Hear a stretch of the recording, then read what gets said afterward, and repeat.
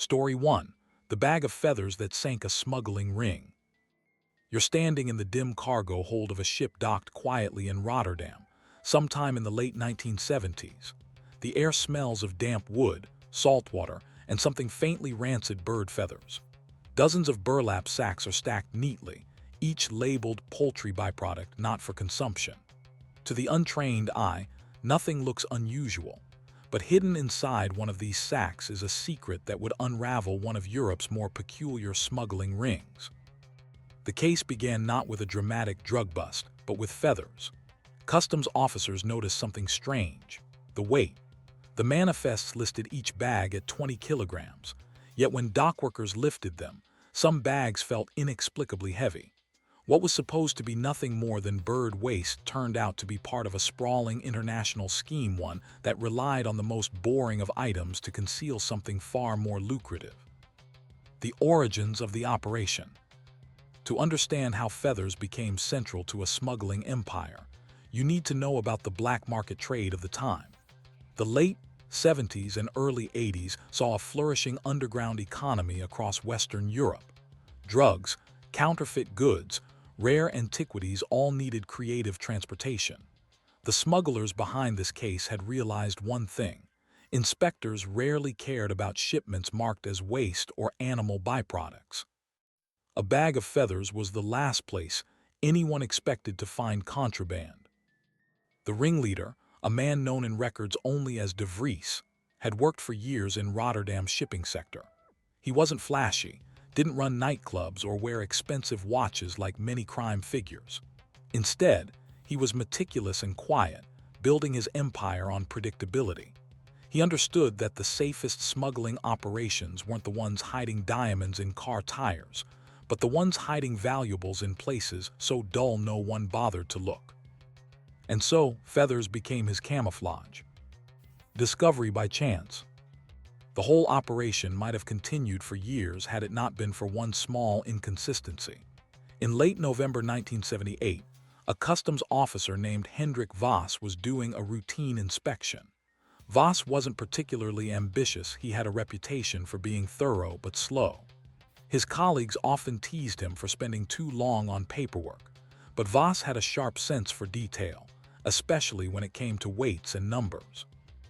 On that cold morning, he asked dockworkers to place several feather bags on the scale. One weighed in at 42 kilograms, another 55. Voss raised an eyebrow. Feathers, after all, are light. Even compressed, they should never weigh that much. He made a note in his ledger and quietly requested that a few bags be cut open. Inside, the dockworkers found exactly what was labeled: feathers. But underneath the first thin layer of fluff was something else: tightly wrapped packages coated in wax paper. Within hours, lab testing revealed what they were looking at: pure, uncut heroin. An unexpected problem. The revelation shocked the local customs office. Rotterdam had seen drug busts before, but this was unusual. Smugglers were supposed to be flashy, reckless, violent. But here was a case hidden in plain sight, buried under bird feathers. The authorities soon discovered that De Vries's network had been moving shipments like this for years. Each bag could conceal up to 20 kilograms of narcotics, shielded by the harmless appearance of farm waste. But heroin wasn't the only item hidden in those bags. Further inspection revealed other contraband: stolen jewelry, ivory figurines, even bundles of counterfeit Deutschmarks. The feather sacks had become a multi-purpose delivery system, passed from port to port across Europe, slipping under the radar thanks to their apparent banality. The human side. To you listening now, the idea of hiding fortunes under feathers may sound absurd, almost comical. Yet for the men and women working at the port, the discovery carried a different weight. Dockworkers began to suspect every sack they lifted. Ship owners feared their vessels would be implicated, and officers like Voss suddenly found themselves under immense pressure not only to stop the smuggling, but to unravel how long it had been going on. Voss himself would later reflect in interviews that it wasn't bravery or instinct that cracked the case, but simple curiosity. It didn't feel right that a feather bag could weigh more than a man, he said. His slow, methodical approach, once mocked, had turned out to be the key to dismantling a network worth millions. The unanswered question. By the end of that winter, Dutch police had seized hundreds of feather sacks, yet De Vries remained elusive. He had vanished from Rotterdam just days before the first seizures were made public. Rumors swirled that he had been tipped off by someone inside customs, or perhaps had planned his escape all along. Authorities never confirmed how much heroin and contraband slipped through undetected before the operation collapsed. And so, the case raised a haunting question.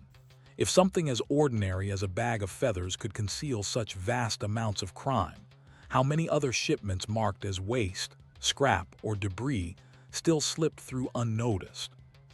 The investigation deepens. When the first feather bags filled with heroin were discovered in Rotterdam, authorities thought they had stumbled onto a one-time scheme. But as the days stretched into weeks, the reality proved far more unsettling.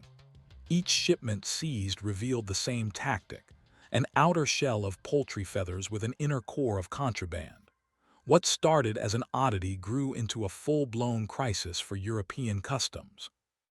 By January 1979, investigators in the Netherlands, Belgium, and Germany had all intercepted similar shipments. Some held drugs, others carried counterfeit money, gold bars with filed-off serial numbers, or bundles of undeclared cash. It became clear this wasn't just a Dutch problem. De Vries's network spanned multiple countries, exploiting weak points in international shipping oversight. The discovery forced governments to reevaluate their inspection systems. Ports relied heavily on paperwork and trust. If the manifest declared feathers, that was usually enough.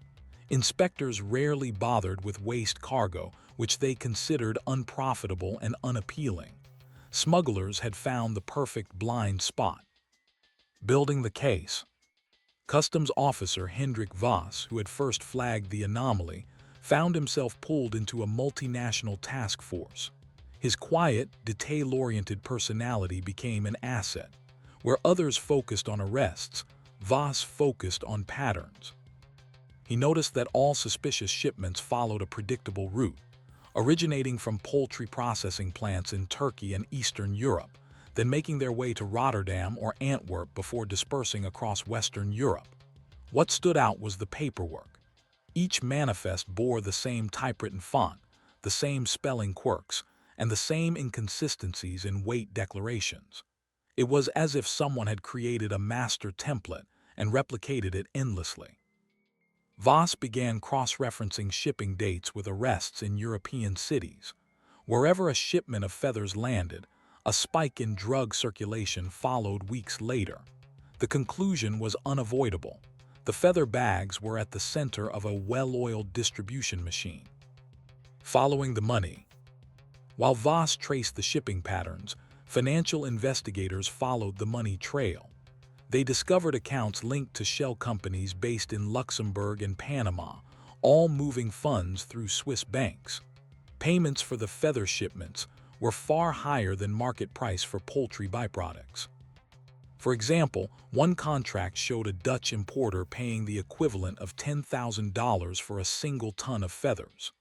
At the time, legitimate market value was barely $200 per ton. That glaring discrepancy suggested what investigators already suspected. The shipments weren't about feathers at all, but the high-value contraband inside. Interpol joined the effort, marking this case as one of the first major examples of what would later be termed trade-based money laundering. By inflating or disguising prices for low-value goods, smugglers could move illicit funds under the cover of legitimate trade. The elusive De Vries. As the investigation grew, the shadowy figure of De Vries loomed larger, yet his exact identity remained a mystery. Some claimed he was Dutch, others said Belgian or even German. What was certain was his insider knowledge of the shipping industry. He seemed to know which ports had the weakest inspections, which shipping firms looked the other way, and which officials might be persuaded with bribes. Witnesses described him as unremarkable average height, thinning hair, always carrying a leather briefcase. Unlike drug lords who flaunted wealth, De Vries blended into the background. One dockworker recalled seeing him during a loading operation, remarking, "He looked like a schoolteacher, not a criminal." This ability to disappear into the ordinary made him nearly impossible to catch. Authorities never found a single residence, car registration, or passport linked definitively to him. Instead, they pieced together fragments: a phone call traced to a payphone in Antwerp, a hotel ledger in Hamburg with his alias, a ferry ticket bought under another name. The feathers spread further. As customs cracked down on Rotterdam, the feather shipments began appearing in unexpected places. Italian police intercepted a truck near Milan carrying sacks labeled feathers, which concealed smuggled artworks looted from Eastern European churches. In the UK, a warehouse raid uncovered feather bags filled not with heroin, but with rare tropical bird skins smuggled for the black market exotic pet trade. It became evident that De Vries had built not just a smuggling method but a platform. Any criminal group willing to pay could rent space in the feather bags. Drugs, art, currency, ivory. Each bag was a mobile safe, moving silently across borders. This adaptability frustrated investigators. Even when shipments were seized, the diversity of goods inside made prosecution complicated. Should the case be handled as drug trafficking, art theft, currency forgery, or wildlife crime? Different agencies wanted control, leading to jurisdictional disputes that slowed progress. Public reaction. News of the feather bags eventually leaked to the press. Headlines in Dutch newspapers alternated between sensational and mocking. Some called it the softest smuggling ring in history, while others treated it as a darkly comic story of criminal ingenuity. But beneath the humor lay unease. If feathers could hide heroin, what else was slipping unnoticed into everyday commerce? Ordinary citizens began questioning the safety of their ports and borders. Dockworkers faced suspicion, accused of complicity. Politicians demanded stronger inspections, while industry leaders warned that stricter controls would choke trade. For Voss, the man who had discovered the scheme, the attention was overwhelming. He received letters of praise but also threats. Anonymous phone calls warned him to stop digging into feathers. He lived with the quiet fear that the smugglers might retaliate. A breakthrough in Hamburg. The turning point came in mid-1979, when German customs officers in Hamburg seized a shipment unusually large even by feather standards. Instead of a few dozen sacks, this container carried nearly 500. Inside, investigators found what they described as a warehouse on the move: heroin, stolen silverware, counterfeit passports, and even military-grade weapons parts. The discovery confirmed suspicions that the feather network wasn't just about narcotics, it was a wholesale service for organized crime. But the real breakthrough wasn't the contraband. Hidden among the paperwork was a shipping log overlooked by the smugglers. Scribbled in the margins were notes in Dutch shorthand, including initials DV and meeting dates. For the first time, investigators had a tangible link to De Vries. The cliffhanger. With the Hamburg evidence, authorities finally had a chance to tighten the net. Surveillance was stepped up across European ports, and meetings were held in secret between customs agencies, police, and Interpol. The hunt for De Vries was no longer theoretical, it was active, urgent, and coordinated. Yet even as the investigation closed in, another question hung in the air. Had De Vries anticipated this all along? Some within the task force feared he was always one step ahead, using the seizures as cover while his real operations shifted elsewhere. And so, as spring turned into summer, the investigators faced a dilemma. Should they make a move now, risking an incomplete case, or wait longer in hopes of finally unmasking the man who had built an empire out of feathers? By the summer of 1979, the feather bags had become a symbol of both embarrassment and determination within European law enforcement. Embarrassment, because for years entire ports had been fooled by the absurd camouflage. Determination, because the network was finally within reach. The Hamburg seizure had given investigators a trail, scribbled notes with initials, coded references to meeting places, and most crucially a date that coincided with a known shipping conference in Brussels. Belgian authorities agreed to run discreet surveillance. The theory was simple. If De Vries operated in shadows, a major industry event might be one of the few places he felt comfortable enough to appear in person. The surveillance was exhaustive. Teams watched hotel lobbies, registration desks, and bars where shipping managers gathered. For 3 days, nothing emerged. Then, on the final afternoon, a man matching several witness descriptions walked into the lobby of the Metropole Hotel. He carried a weathered leather briefcase. His manner was subdued, his clothes unremarkable. The task force held its breath. Could this quiet, unassuming figure be the mastermind they had been chasing for years? The arrest. The arrest itself was anticlimactic. Belgian police moved in as he stepped out of the lobby, surrounding him before he could even react. He gave no resistance, no protest. When questioned, he identified himself as Herman de Vries, presenting a passport that appeared genuine at first glance. Only later did forensic checks confirm it was counterfeit. Inside his briefcase were contracts, shipping logs, and a small notebook filled with coded entries. The handwriting matched the marginalia found in Hamburg. Within hours, authorities were certain they had their man. For the first time, the ghost behind the Feather network had a face. He was 52 years old, a Dutch national with a background in logistics and shipping clerical work. No flashy criminal record, no violent past.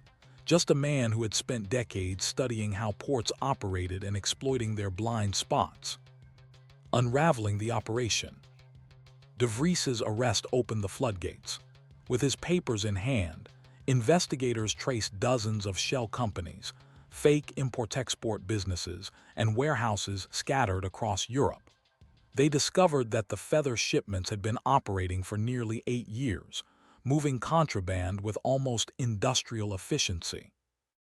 The system was ingenious in its simplicity.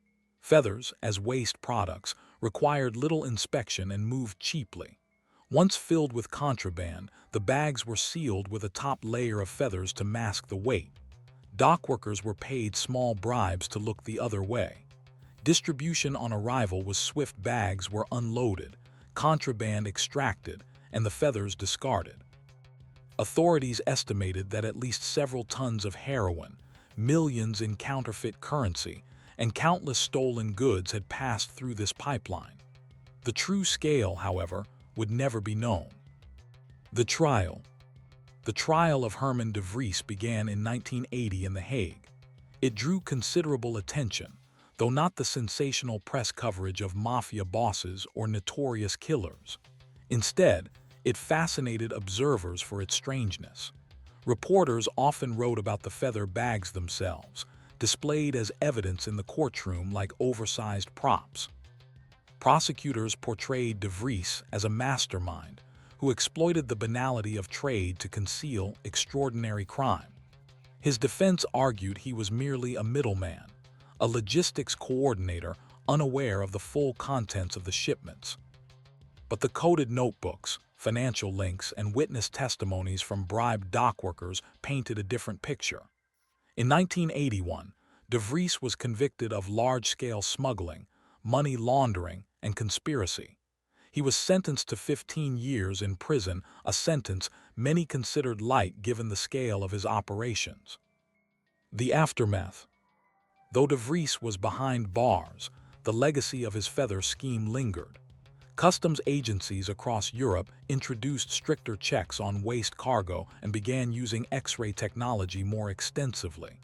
The case became a teaching example in customs academies, proof that no shipment, however dull, should be assumed harmless.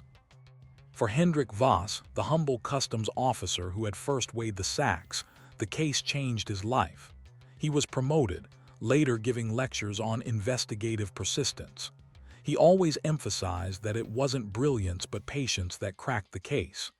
Crime, he would say, is often hidden in the things too boring to notice. As for De Vries, he served only 11 years before release. Afterward, he vanished from public record. Some claimed he retired quietly in the Netherlands. Others insisted he slipped back into smuggling under new guises. The truth remains uncertain. A reflection. What makes this case resonate isn't just the heroine or the money, it's the ordinariness of the disguise.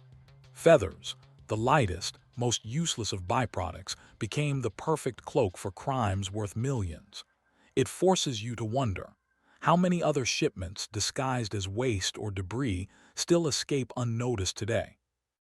And perhaps more unsettling, how many De Vrieses walk among us quiet, unremarkable, blending into crowds, while orchestrating crimes hidden in the most ordinary corners of life? Story 2. The Disappearing Typewriter, a cold case in small-town Iowa. You picture a small-town police station in Iowa, 1961. It's the kind of place with creaky wooden floors, a single-desk sergeant on duty, and the faint smell of coffee that's been sitting on a hot plate too long. The town of Fairfield wasn't known for crime. Farmers stopped by to report missing tools, or teenagers pulled a prank too far. But one winter morning, the officers discovered something unusual. Their department typewriter had vanished. At first, no one took it seriously. A typewriter, after all, was just a machine. But as days turned to weeks, it became clear this was not a prank. The missing typewriter wasn't just office equipment. It was the machine used to record confessions, draft warrants, and type official correspondence. Without it, the station was paralyzed. Soon after, the real problem emerged. Someone was using the stolen machine to forge documents all over Iowa. The importance of typewriters. To understand why this mattered, you need to recall the era. In the early 1960s, a typewriter wasn't just a tool, it was an identifier. Every machine had tiny quirks, slightly misaligned letters, uneven spacing, a faint tilt on certain keys. Forensic document examiners could identify which typewriter had produced which document, much like ballistics experts tracing bullets to a specific gun. So when forged court orders and fraudulent checks began appearing, investigators recognized the type immediately. They all bore the unique signature of the Fairfield Police Department's missing typewriter. It was as if the town's own police station had been hijacked to commit crimes. The forgery trail. The first forged document appeared in a nearby county courthouse. A judge received what looked like a legitimate transfer order, authorizing the release of a prisoner to another jurisdiction. The paperwork was flawless: official letterhead, correct signatures, and bureaucratic language. Except the judge paused. Why would Fairfield police be requesting a prisoner from Ottawa? A call to Fairfield confirmed they hadn't. Not long after, banks across southern Iowa began processing fraudulent checks typed on the same machine. Small amounts, at first $50 here, $120 there. But the pattern spread. A farmer in Mount Pleasant was tricked into releasing livestock based on a typed purchase order. A hardware store in Keokuk lost an entire shipment of tools. Each time, the documents carried the same forensic hallmark, the misaligned E and faintly raised S of the Fairfield typewriter. The suspect pool. Investigators initially looked inward. Who had access to the station? Officers, clerks, janitors. Interviews were conducted, but no one admitted to taking the machine. The building had no forced entry, suggesting it had been removed by someone with a key. Attention fell on a recently dismissed officer named Raymond Clark. Clark had been fired for misconduct, known for his grudge against the department. He also had experience with paperwork and procedure. Rumors swirled that he wanted revenge by embarrassing his former employers.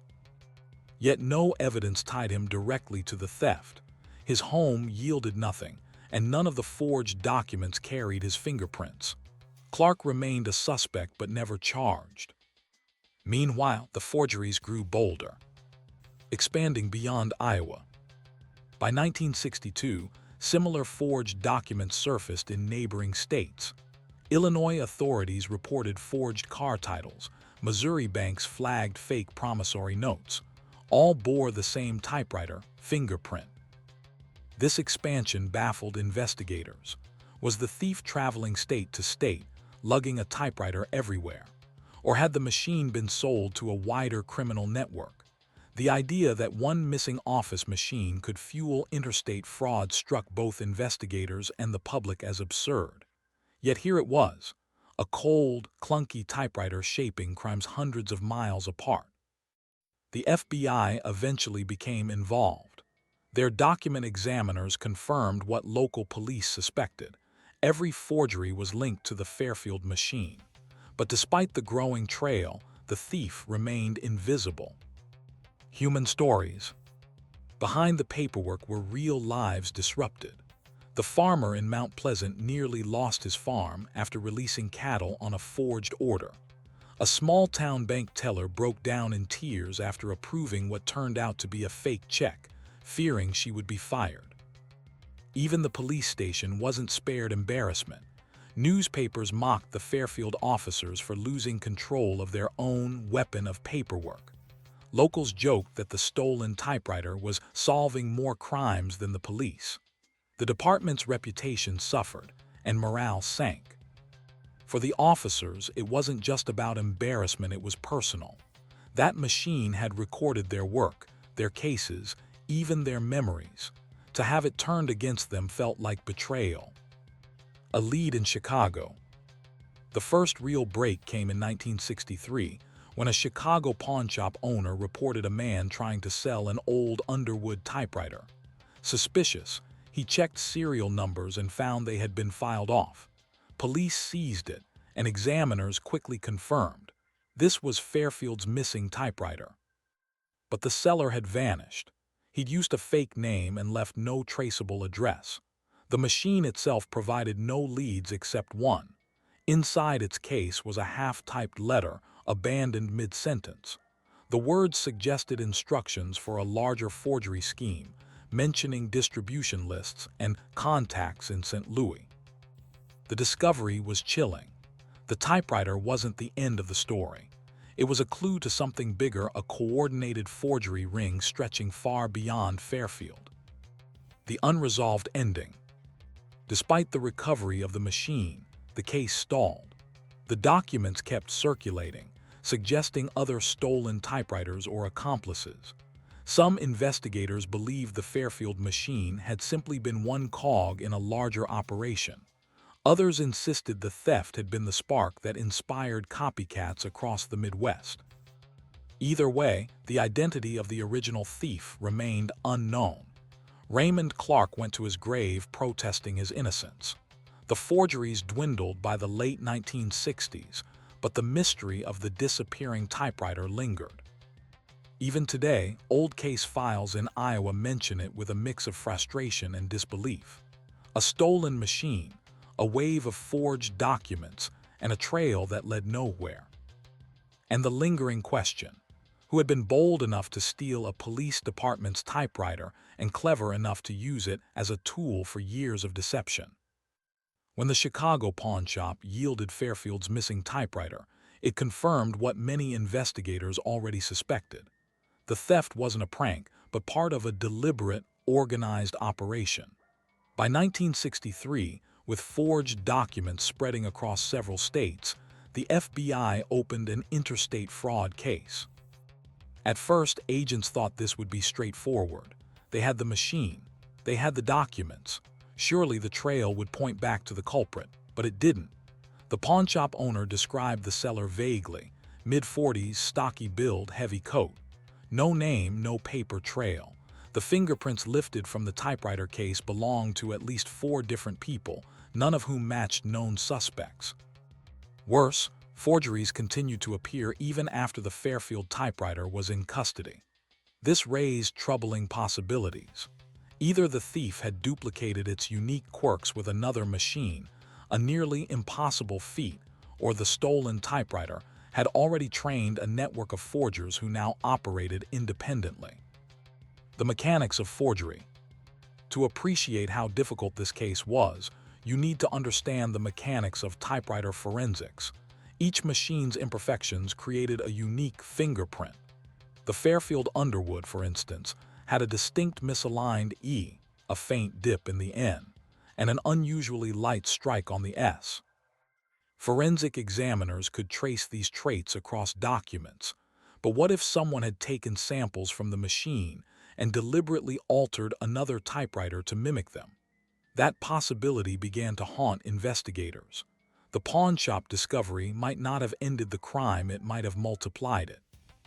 The FBI conducted controlled experiments trying to reproduce the Fairfield quirks on other machines. They succeeded only partially. The results were close but not exact. Still, it meant the possibility couldn't be dismissed. Somewhere out there, forgers might have been replicating the machine's signature to confuse investigators. Expanding the net. Agents interviewed dozens of suspects, from ex-officers to traveling salesmen. Raymond Clark, the disgraced Fairfield cop, remained under suspicion, though years of surveillance never yielded proof. Others emerged. A former clerk fired for embezzlement, who had access to the station keys. A traveling conman arrested in Kansas with a collection of forged checks. A print shop owner in Illinois, found with blank court documents suspiciously similar to those used in the forgeries. Yet every lead fizzled. Each man denied involvement, and evidence never rose above circumstantial. Meanwhile, the forged documents grew stranger. In one case, a county clerk in Missouri received a letter ordering her to transfer funds to an unfamiliar account. In another, a sheriff's office in Illinois nearly released a prisoner based on a forged release order. These weren't just petty frauds anymore, they were attempts to exploit trust in the justice system itself. Community fallout. In Fairfield, the case became a local obsession. Residents debated it over coffee at diners, wrote letters to the editor, and speculated endlessly about inside jobs. Some accused the police of covering up their own complicity. Others joked that the typewriter was cursed. For the officers still working the station, the embarrassment was daily. Each forged document that surfaced was another reminder that their own machine had been used to undermine justice. Chief Harold Denning, who had served for decades, admitted in later interviews that the typewriter theft was the lowest point of his career. It wasn't just about the machine, he said. It was about trust. People stopped trusting that our word was ours. The case also highlighted the fragility of small-town policing. A single missing object had spiraled into a multi-state criminal problem, exposing how underprepared rural departments were for sophisticated fraud. A break in St. Louis. In 1965, the investigation got its most promising lead. Police in St. Louis arrested a man named Harold "Red" Mullins, a petty criminal with a knack for forgery. Among his possessions were several forged documents that bore the Fairfield machine's fingerprint. Mullins confessed to forging checks but denied stealing the typewriter. According to him, he had received sample documents from a guy up north who provided templates. This shadowy figure, whom Mullins never named, allegedly claimed to have the magic machine. For investigators, Mullins was both a breakthrough and a dead end. He confirmed the typewriter theft had spawned a forgery ring, but he refused, or perhaps truly didn't know, to identify the mastermind. Without that link, prosecutors could only convict him on lesser charges. Mullins served 3 years and returned to obscurity. The theories multiply. By the late 1960s, the Fairfield case was no closer to resolution. Investigators debated competing theories. The inside job theory. Someone within Fairfield police had stolen the machine and orchestrated the forgeries. The lone operator theory. One man had stolen it, pawned it, and passed it into a larger forgery network. The copycat theory. After the pawnshop recovery, other criminals replicated the machine's quirks, creating an endless trail of imitations. Each theory had evidence and contradictions. The truth remained maddeningly out of reach. The emotional toll. The case haunted those involved. Hendricks, an FBI document examiner, later described it as the most frustrating assignment of my career. He spent hours analyzing letters, checks, and court orders, all tied to the same quirks. It was like chasing a ghost, he said. For Fairfield residents, the theft became a local legend. Children grew up hearing about the haunted typewriter that could release prisoners and steal money. Some even claimed the machine was cursed, punishing the police for past mistakes. Amid the myths and jokes, the victims of forgery, the farmers, clerks, and bank tellers, were largely forgotten. Many never recovered their losses. Their names disappeared into the files, overshadowed by the mystery of the machine itself. The cliffhanger. By 1970, the case had gone cold. The FBI kept the typewriter locked in evidence storage, occasionally re-examined when new forgeries surfaced, but no arrest ever tied back to the original theft. The nagging question remained: had investigators ever even glimpsed the true mastermind? Was he a bitter ex-cop like Clark, a faceless grifter like Mullins described, or someone else entirely, someone who knew how to exploit the weaknesses of small-town systems with surgical precision? And perhaps most unsettling, if one stolen machine could fuel years of deception, how many other tools of trust, stamps, seals, letterheads, might already be in the wrong hands, waiting to be used? By the early 1970s, the stolen typewriter case had slipped into the background of law enforcement priorities. The FBI shifted resources toward organized crime families, interstate drug cases, and later political scandals. The Fairfield machine sat in an evidence locker, gathering dust. But the paper trail it had produced lingered. Thousands of documents, each with the faint misaligned E and raised S, cluttered court archives across the Midwest. Some had been used in petty fraud, others in more elaborate schemes. Even as forgeries declined, the uncertainty remained. Who had orchestrated it, and why had they chosen such a peculiar method?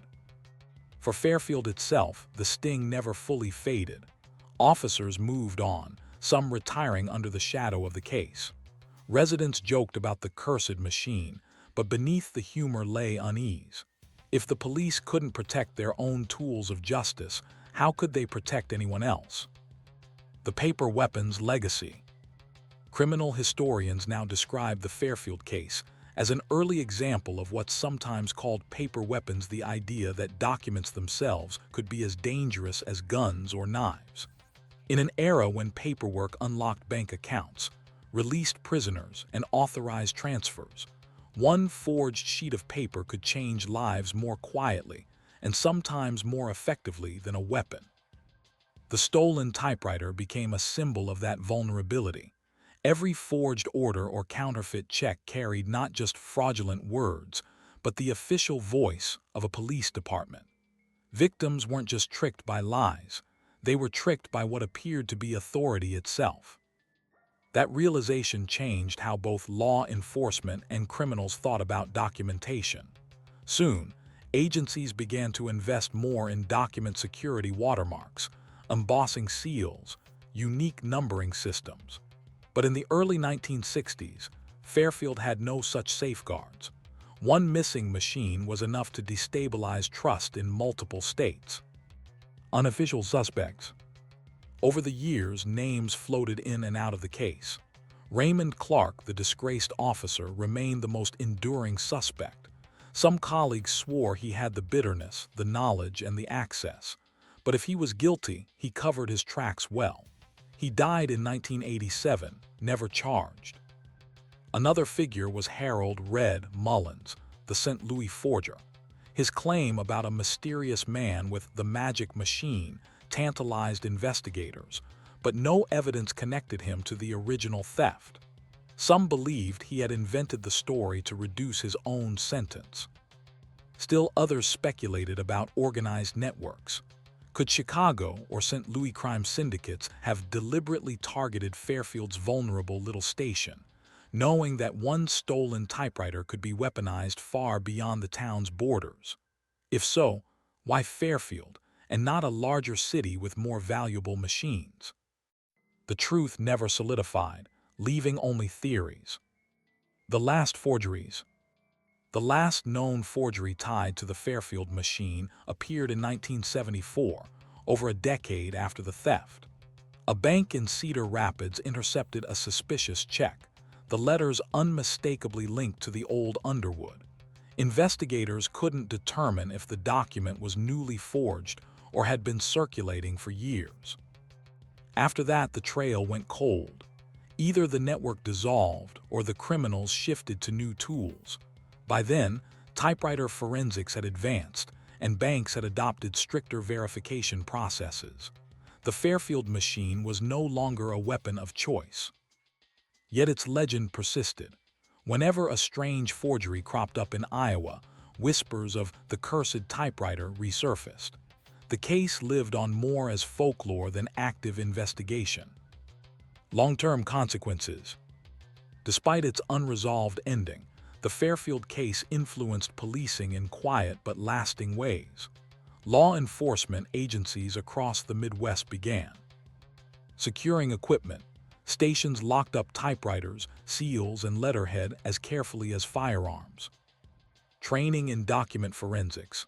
Officers were taught to recognize forged documents, no longer assuming that an official-looking sheet was automatically valid. Interagency cooperation. The FBI used the case to argue for better sharing of document evidence between states, laying groundwork for later databases. For the community, the lesson was sobering. Trust had been shaken not by violence, but by something as ordinary as paperwork. The case demonstrated how fragile the infrastructure of law and order could be when symbols of authority were stolen. Personal reflections. Years later in interviews, Fairfield residents recalled the unease of living through the case. Some described locking up personal papers, fearing their names might be misused. A few admitted they stopped trusting official letters altogether, calling the courthouse to confirm everything, no matter how trivial. One elderly farmer, whose cattle had been sold on a forged purchase order, put it bluntly, "It's one thing to be robbed. It's another to be robbed with your own police's words." For Chief Denning, who retired in the late 1970s, the case remained unfinished business. Asked in his final interview what haunted him most, he didn't hesitate. "That typewriter. We never got the man who took it. We never got the truth. And that means in some ways he won." The lingering mystery. What makes the Fairfield typewriter case endure isn't just the crime itself, but the unanswered questions. Who took it? Was it an inside job, or an opportunistic thief who stumbled onto a tool of unprecedented value? Did a criminal mastermind intentionally weaponize it, or was it passed along through smaller-time operators until it outlived its usefulness? No files ever revealed the definitive answer, and perhaps that's why the story still lingers. Because sometimes, the most unsettling crimes aren't the ones drenched in violence, but the ones that remain unresolved, quiet mysteries that whisper of how fragile the systems of order can be. And so, the Fairfield typewriter sits in history as both artifact and riddle, a machine that should have been forgotten, yet ended up shaping one of the strangest forgery waves in the American Midwest. Story 3: The Ghost Payroll of Pittsburgh, How a Clerk Stole a Fortune. An ordinary desk, an extraordinary crime. Picture Pittsburgh in the mid-1940s. The steel mills run day and night, the skis thick with soot, the city booming with wartime contracts. Thousands of men and women work long shifts, their pay packets arriving with the comforting regularity of the industrial machine. At the heart of this system was something simple but critical: payroll clerks. They weren't glamorous jobs, but they were essential. A single misplaced digit meant missed wages, and a mill with thousands of workers could not afford mistakes. One such clerk, a man named Charlie Granger, seemed the model of reliability. He worked quietly at a desk in the city's Department of Public Works, calculating wages for laborers who maintained Pittsburgh's roads, bridges, and sewers. No one paid him much attention. He wasn't ambitious, wasn't particularly social. But behind his neat stacks of forms and ledgers, Granger was orchestrating one of the most audacious thefts in the city's history: the creation of ghost employees who never existed, yet drew paychecks for years. The system of trust. At the time, payrolls were managed almost entirely by paper. A clerk filled out a worker's details on a card, submitted hours worked, and issued wages accordingly. Oversight was minimal. Supervisors often signed off without double-checking every name, especially when crews rotated frequently. Granger knew the system's weak points. He realized that if he slipped in a few extra names, plausible ones, common surnames that wouldn't raise suspicion, he could draw paychecks for people who didn't exist. All it required was a little creativity and a lot of patience. He began small. One ghost worker here, another there. He created names that blended with the city's ethnic makeup: Kowalski, O'Donnell, Russo. No one questioned it. The labor crews were so large and transient that even foremen sometimes couldn't account for every man on the list.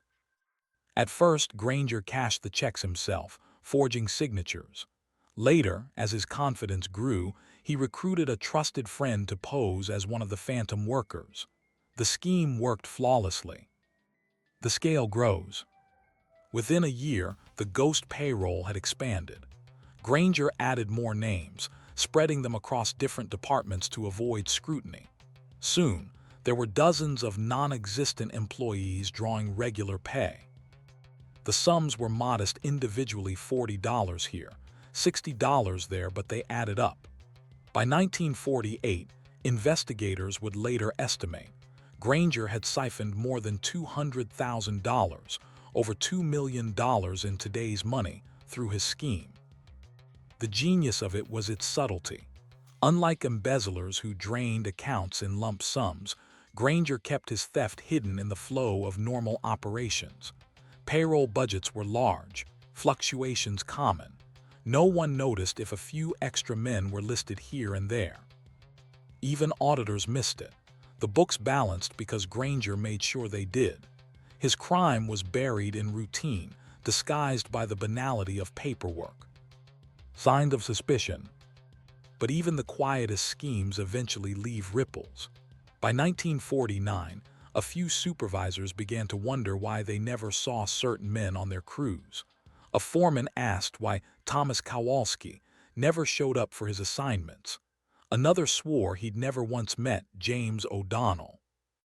These murmurs reached the ears of Deputy Commissioner Henry Dwyer, a stern man with a reputation for integrity.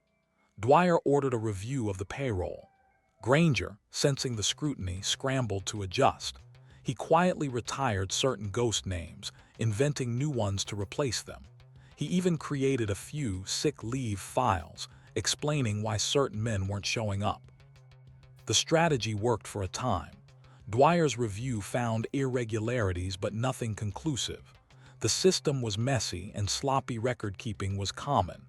Granger survived the scare, but the whispers continued. The human factor. What makes this story compelling isn't just the money stolen, but the psychology behind it. Granger was by all accounts an unremarkable man. He lived in a modest apartment, never flaunted wealth, never bought flashy cars. His neighbors described him as quiet, almost dull. So why risk everything on such a scheme? Some speculated he resented his lowly position. Others believed he enjoyed the intellectual challenge of gaming the system. Whatever his motives, he seemed content to skim steadily, year after year, rather than burn bright and fast. His restraint may have been what kept him hidden so long.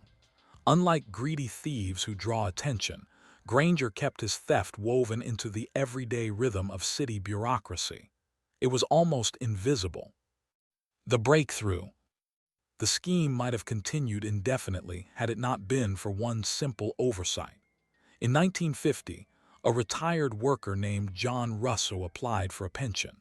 His application was denied because records showed John Russo was already employed full-time by the city. But the real Russo had never worked for the Department of Public Works. His name had been stolen by Granger years earlier, turned into a ghost employee. Outraged, Russo complained to City Hall, and suddenly the murmurs of missing workers had a concrete victim. Deputy Commissioner Dwyer reopened his investigation with new urgency. This time, he demanded physical verification of every worker on the payroll. Supervisors were told, "Bring me the men. Names on paper aren't enough." Closing in. The results were damning. Dozens of names could not be matched to any living, breathing worker. Paychecks had been issued for years to men no one had ever seen. The ghost payroll was finally exposed. All signs pointed to the payroll office, and specifically to Granger. His colleagues were shocked. He had been with the department for more than a decade, never causing trouble.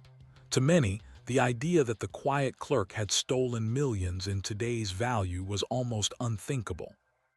But when investigators examined his ledgers, the truth was undeniable. Granger had built a phantom workforce that rivaled an actual city crew, drawing steady wages in their names. The cliffhanger. By the spring of 1950, investigators had enough to confront him. Granger was called into a meeting with auditors and city officials. He sat calmly, chain-smoking cigarettes as they laid out their evidence. And then, according to reports, he did something unexpected. He denied everything. With a steady voice, he insisted the errors were clerical, the ghost names simply mistakes in a messy system. Without a direct witness to him cashing checks, the case wasn't airtight. Which left the investigators with a difficult choice. Arrest him immediately and risk losing the case, or dig deeper, hoping to uncover the hard evidence that would finally prove how one quiet clerk had stolen a fortune. A house of paper. When Deputy Commissioner Dwyer ordered the payroll verified by face-to-face checks, he knew he was treading on sensitive ground. Pittsburgh was a union city. Labor leaders were wary of City Hall meddling in their rosters, and foremen didn't appreciate being told to march their men in for roll call like schoolchildren. But the evidence of phantom workers left him no choice. The results were devastating. Entire lists of names dissolved into air. Crews that should have had 120 men had only 80. Men supposedly working double shifts hadn't shown up in months. The so-called Russo incident, where a retiree discovered his identity had been hijacked by a ghost, had cracked the facade wide open. Every trail led back to one man, payroll clerk Charles "Charlie" Granger. Granger's calm denials. Investigators expected panic, maybe even flight, but Granger remained remarkably calm. When confronted with inconsistencies, he shrugged. "Clerical errors happen," he told auditors. "Names get copied twice, men get misreported. You know how messy these rosters are." There was truth in his words. The payroll system was notoriously chaotic. Men were hired day to day for street repairs, some quitting after a single shift. Spelling errors were rampant. O'Donnell became O'Donnell. Kowalski became Kowalski. Granger leaned on this confusion like a shield. For prosecutors, it posed a problem. Fraud cases demanded hard evidence. They needed to prove not just that ghost names existed, but that Granger had personally profited. Without a direct witness or a clear money trail, his denials had weight. Following the money. The breakthrough came when investigators subpoenaed bank records. They found dozens of paychecks cashed at neighborhood bars, corner groceries, and small check-cashing businesses, all endorsed in nearly identical handwriting. Handwriting experts testified that the signatures matched Granger. Still, Granger claimed coincidence. He suggested perhaps workers had asked him for help cashing checks, or that others had forged his handwriting to frame him. The defense was thin, but not impossible. Then came the clincher. A check issued to James O'Donnell, cashed at a downtown tavern. The bartender remembered clearly that it was Granger who had walked in, ordered a beer, and endorsed the check on the bar. That eyewitness account tied him directly to at least one ghost employee. The scope expands. As the investigation deepened, the scale of the theft grew clearer. Granger had created ghost employees across multiple departments: street cleaning, sewer maintenance, even bridge repair. He had manipulated rosters so carefully that some ghosts appeared to work years-long careers, complete with overtime and hazard pay. One particularly bold creation, Patrick Malone, had supposedly drawn wages for nearly a decade. In reality, Malone never existed outside of Granger's imagination and paperwork. Auditors estimated that Malone alone accounted for more than $30,000 in stolen wages, roughly equivalent to the lifetime earnings of an actual laborer. The total theft shocked city leaders. Early estimates of $200,000 ballooned. Some put the figure at closer to $500,000, the modern equivalent of more than $5 million. The public reaction. When news broke in Pittsburgh papers, outrage followed. Taxpayers demanded to know how a single clerk could drain so much money unnoticed. Editorials decried a government asleep at its desk.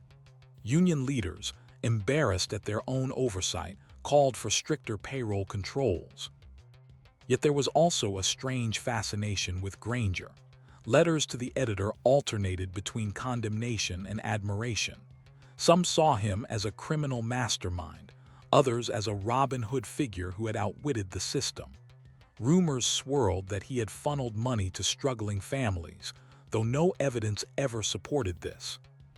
For many, the scandal symbolized the fragility of bureaucracy, a reminder that paper systems built on trust could be subverted by one patient man with a pen.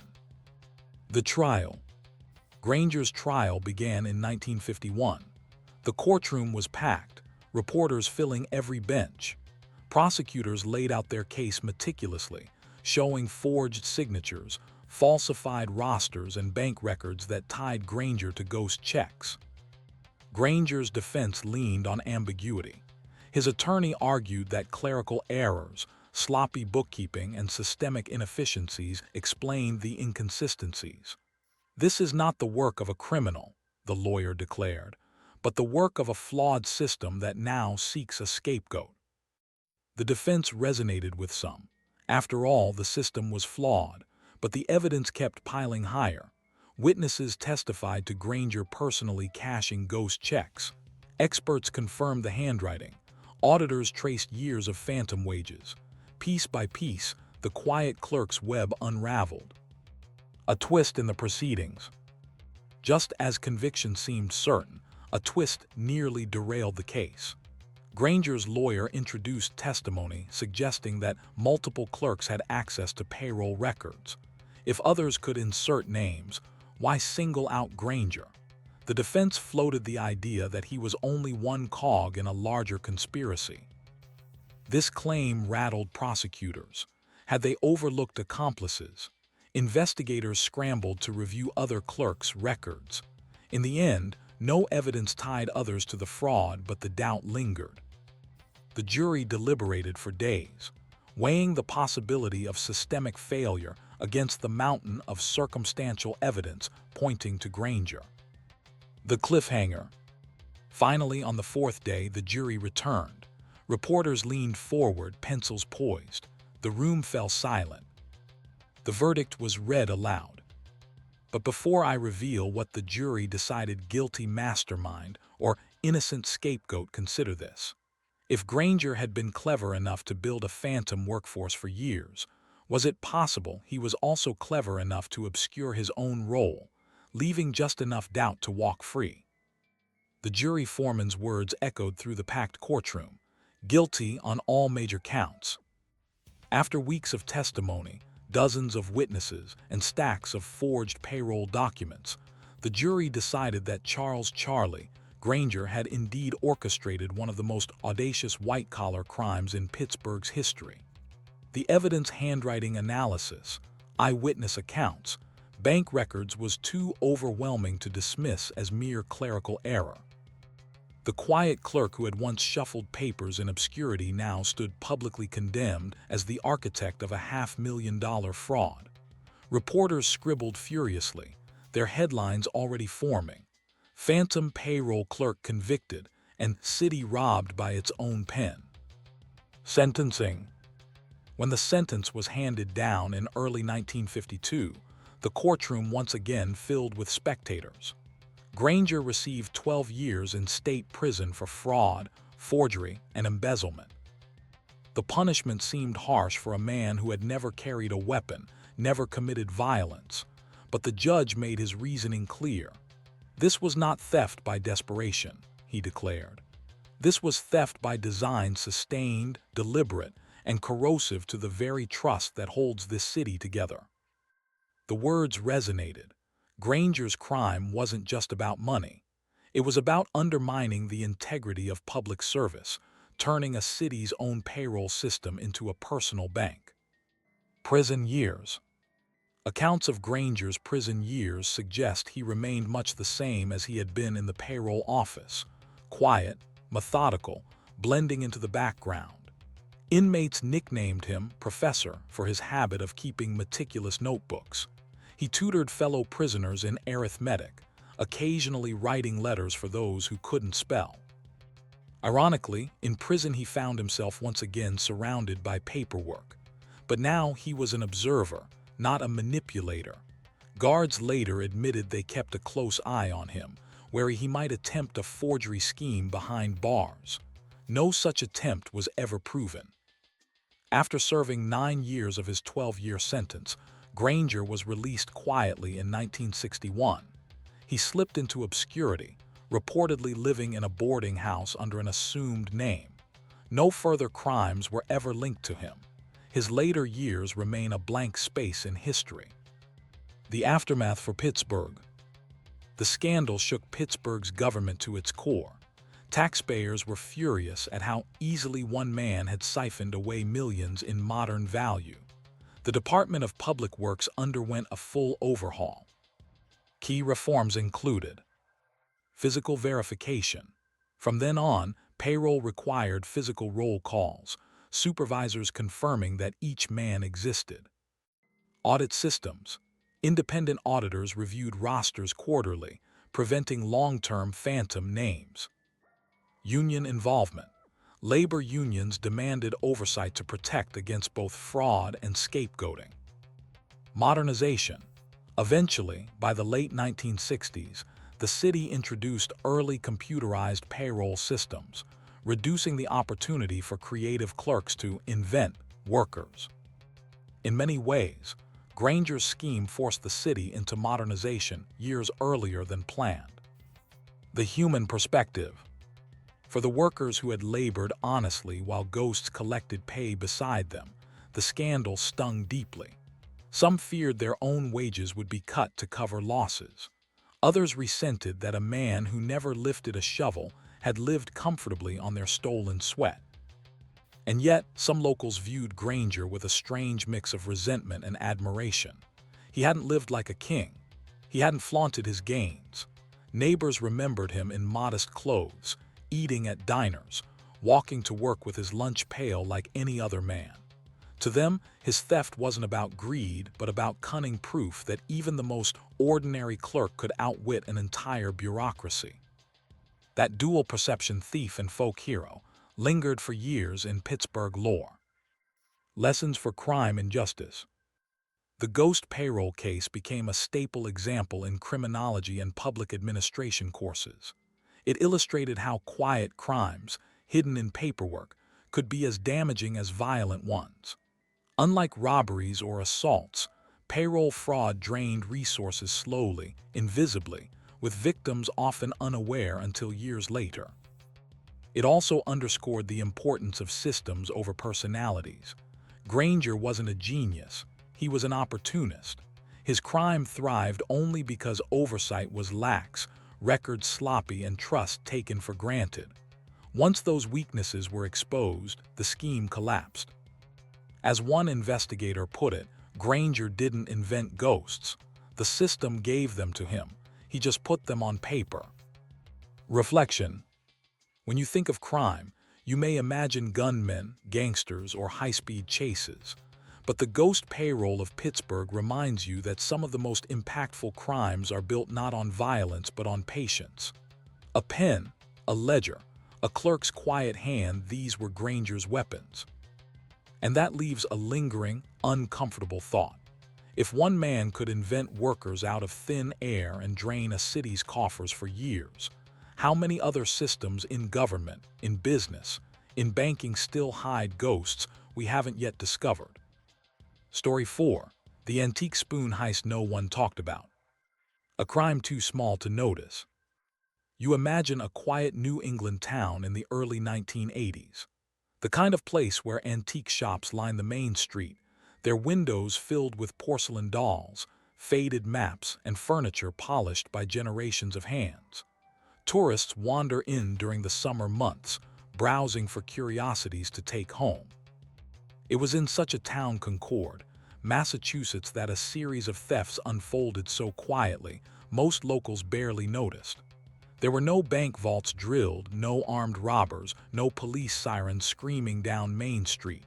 Instead, something much humbler vanished: antique spoons. At first glance, the loss seemed laughable. Who would risk prison for a spoon? But as weeks turned into months, dozens of shops and private collections reported missing silverware, not the kind used for dinner, but ornate, historic spoons worth hundreds, sometimes thousands apiece. The crime was subtle, almost invisible, but soon it became clear. Someone had launched one of the most peculiar theft sprees in New England's history. The world of collectible spoons. To most people, spoons are everyday objects, but within the antiques world, they hold a surprising place of value. Decorative spoons, especially those crafted in the 18th and 19th centuries, were works of art. Some bore engravings of landmarks, others carried family crests, and still others were forged in precious silver or gold. Collectors prized them for their craftsmanship and rarity. A single spoon could fetch several $100s at auction. A full set from a well-known silversmith might sell for tens of thousands. Dealers in Concord and nearby Boston knew this well. Their shops quietly catered to dedicated collectors who scoured display cases for rare finds. Spoons weren't glamorous like paintings or jewelry, but in the right circles, they were currency: small, portable, and easy to sell. And that portability was precisely what made them attractive to thieves. The first thefts. The first report came in the summer of 1981. An antique shop owner noticed that a case containing Revolutionary-era silver spoons was missing 3 pieces. She assumed it was an inventory mistake. But a week later, a collector in nearby Lexington reported several of his prized spoons missing after a neighborhood open house tour. Then another shop, this one in Boston's Beacon Hill, discovered an entire tray of 19th century commemorative spoons gone. No broken locks, no smashed cases. They had simply vanished.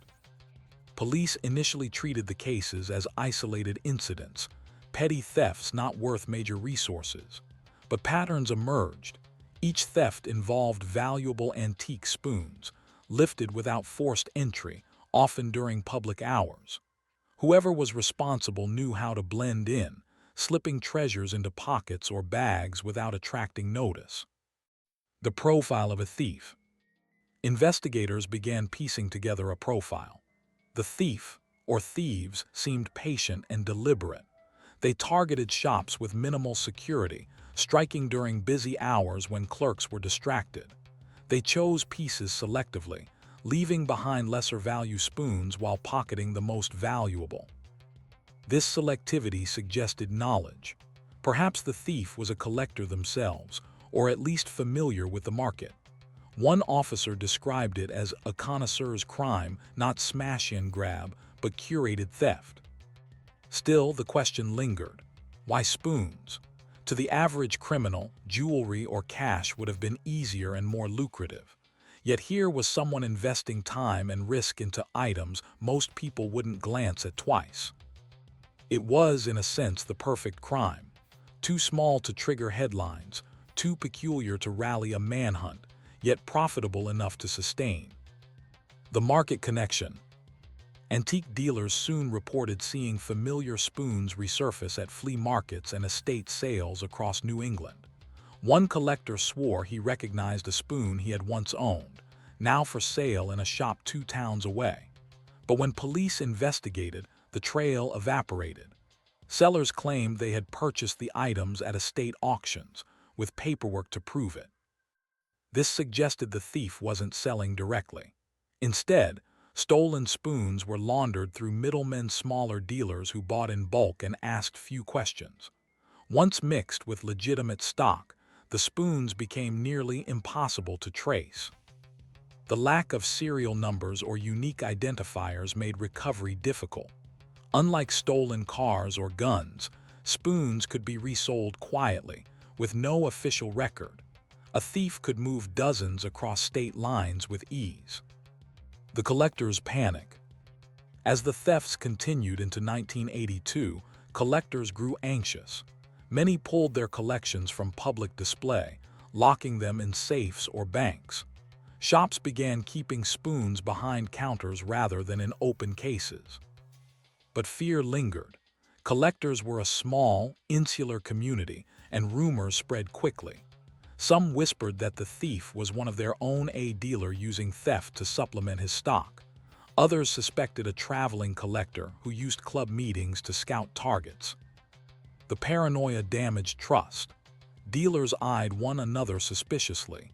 Collectors hesitated to lend pieces to exhibitions, and attendance at antique fairs dropped. What had once been a collegial world of shared passion became guarded, secretive. The spoon thief, whether intentional or not, had fractured an entire subculture.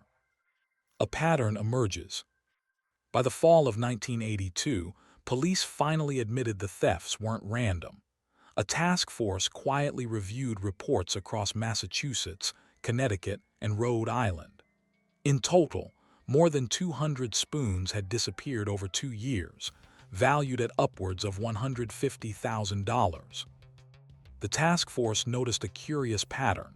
The thefts clustered around weekends when major antique fairs were held. It appeared the thief traveled with the fairs, blending in with the crowds, stealing spoons from shops and private homes along the route. This revelation narrowed the suspect pool. Antique fairs attracted the same circle of dealers and collectors repeatedly. Somewhere within that circle, police suspected, was their thief. But identifying them would require patience and bait. The cliffhanger. In early 1983, police devised a trap. They arranged for a Concord shop to accidentally display a set of spoons more valuable than anything else in its collection. Officers, posing as customers, mingled inside while hidden cameras watched the display case. Days passed, crowds came and went, and then during the busy Saturday rush, one man lingered at the case longer than most.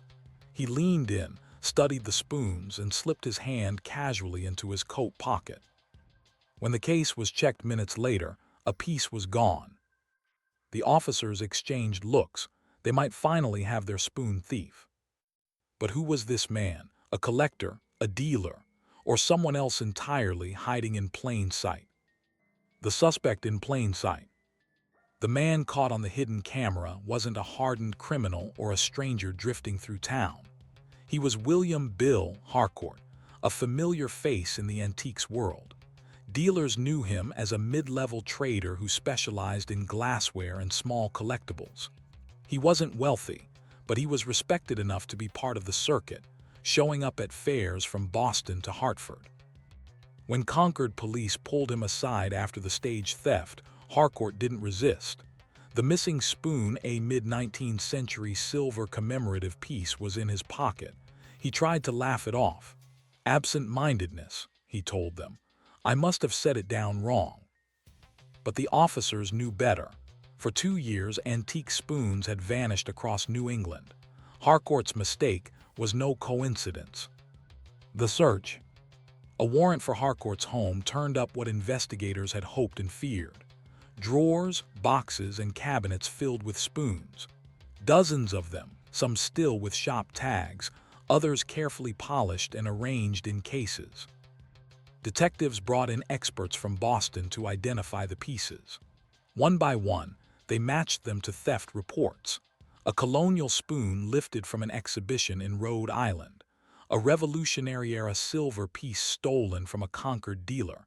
Several engraved family heirlooms that had vanished during home tour. In total, more than 70 stolen spoons were found in his possession. But even more shocking was the evidence of resale. Receipts and correspondence revealed Harcourt had been selling spoons through legitimate auction houses and dealers, laundering them into the marketplace. Many had already vanished into private collections, never to be recovered. A peculiar kind of greed. When questioned, Harcourt didn't fit the profile of a typical thief. He wasn't desperate for money, though he lived modestly. He wasn't destitute. Instead, he spoke almost romantically about the spoons. "Their history you can hold," he said during an interrogation. "Most people walk past them, but they tell stories no painting or coin can. I wasn't stealing. I was rescuing them." His words disturbed investigators. To them, it sounded less like financial crime and more like obsession. Harcourt had built an identity around collecting, then blurred the line between passion and possession. Psychologists later described his case as collector's compulsion taken to criminal extremes. He didn't just want to own spoons. He wanted to dominate the market, cornering pieces others admired. The black market in plain sight. Harcourt's arrest exposed how easily antiques could be stolen and resold. Unlike cars or jewelry, spoons had no serial numbers, no centralized registry. Once sold to an auction house, a stolen piece became indistinguishable from one acquired legitimately. Investigators learned that Harcourt often mixed stolen spoons with legitimate purchases, consigning them together to dealers who asked few questions. Invoices provided a cover story. By the time a spoon reached a buyer, its past was erased. The economics of the scheme were striking. A stolen spoon worth $500 could be sold for $250 through a dealer. Multiply that by dozens of pieces, and Harcourt had quietly pocketed tens of thousands of dollars over the years, far more than most petty thieves, with far less risk. The trial. Harcourt's trial in 1984 drew limited press attention. Compared to violent crimes or large-scale frauds, stolen spoons seemed almost comical. Headlines joked about the silverware bandit and the collector gone rogue. But inside the courtroom, the case was serious. Collectors testified about losing irreplaceable heirlooms. Shop owners described how his thefts had devastated their businesses. One woman wept as she recounted the loss of spoons engraved with her family's initials, taken during a public house tour. Prosecutors painted Harcourt as a man who exploited trust, slipping spoons into his pockets while pretending to admire them. Defense attorneys argued he was a passionate but misguided collector, not a hardened criminal. The jury was unmoved. Harcourt was convicted on multiple counts of theft and possession of stolen property. He was sentenced to 5 years in prison, though he served less than 3 before release. Fallout in the antiques world. The Harcourt case rippled through the collecting community. Dealers who had laughed off spoon thefts as minor irritations now realized they were part of a calculated operation. Security tightened. Shops installed cameras, kept valuables behind glass, and logged visitors more carefully. Collectors, once eager to display their treasures at fairs, grew cautious. Some withdrew from public exhibitions altogether. Antique shows began adding insurance requirements for vendors, raising costs and reducing participation. The romance of collecting spoons dimmed. What had once been a quirky but passionate niche became tinged with suspicion and loss. Harcourt's legacy. After his release, Harcourt largely disappeared from public life. Some claimed he moved west, others that he resumed collecting under a different name. None of the stolen spoons recovered from his home were ever returned to him. Many were auctioned back into the market to repay victims. Yet the damage was permanent. Collectors estimated that at least 100 stolen spoons remained unrecovered, scattered across private collections. Their provenance was lost forever, their true owners erased. And Harcourt himself became a cautionary tale. The collector who loved spoons so much he destroyed the very community built around them. The cliffhanger. What makes this case unsettling is just the thefts but the psychology. Harcourt wasn't stealing cash or jewels. He wasn't feeding an addiction or paying debts. He was driven by something stranger, the need to possess small, historic objects, regardless of the damage caused. Which raises a troubling question. When does passion for collecting tip into compulsion, and when does compulsion become crime? And if Harcourt could rationalize years of theft as rescuing history, how many other collectors out there are blurring the same lines, quietly pocketing what they believe belongs to them?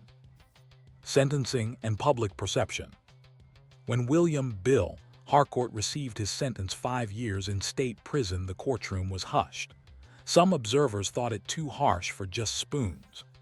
Others insisted it was far too lenient for a theft spree worth more than $150,000 and the destruction of countless family heirlooms. The judge made his reasoning plain. This was not petty theft.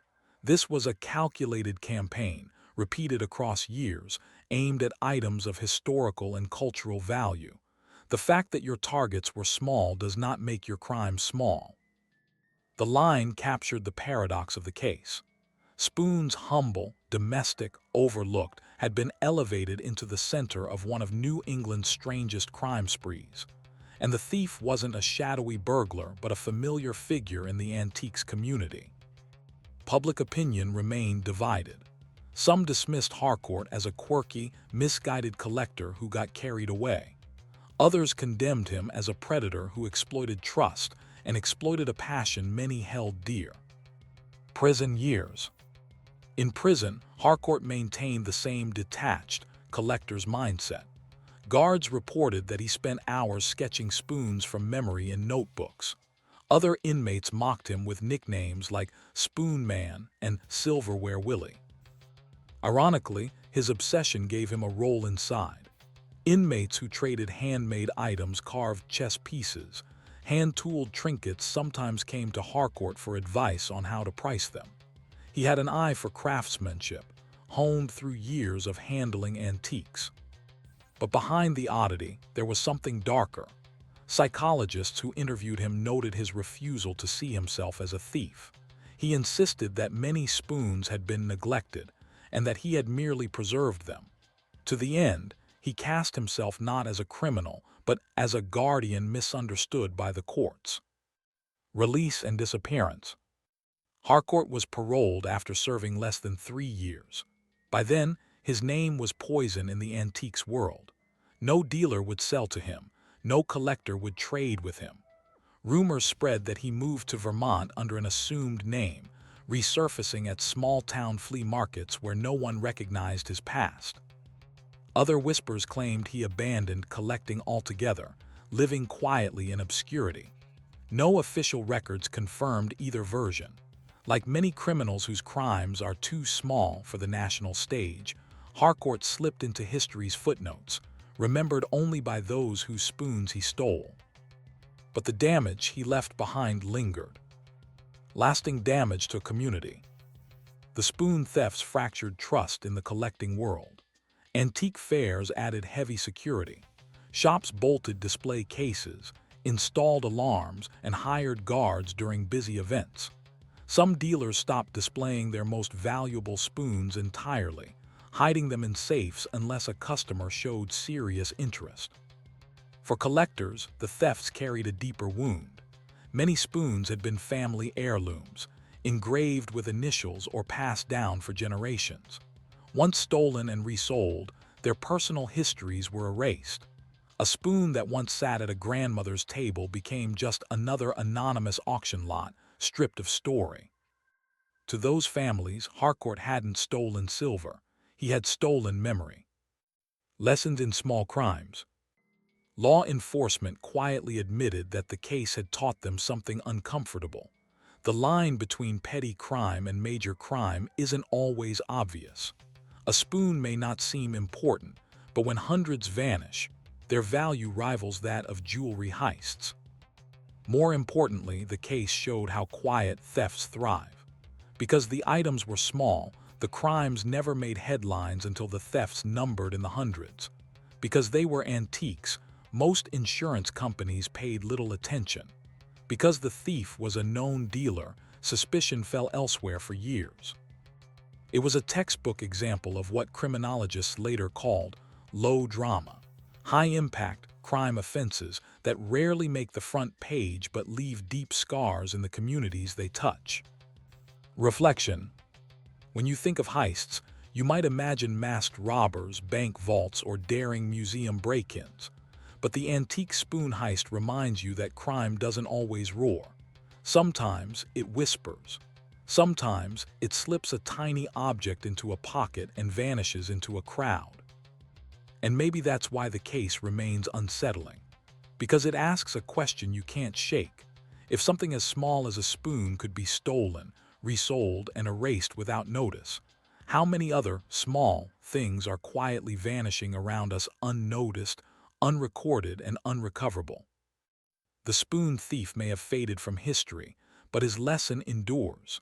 Not all crimes are measured in drama, but in the trust they quietly erode. Story 5. The Lost Orchard Scam. Apples that never existed. A harvest that never came. Picture rural upstate New York in the 1920s.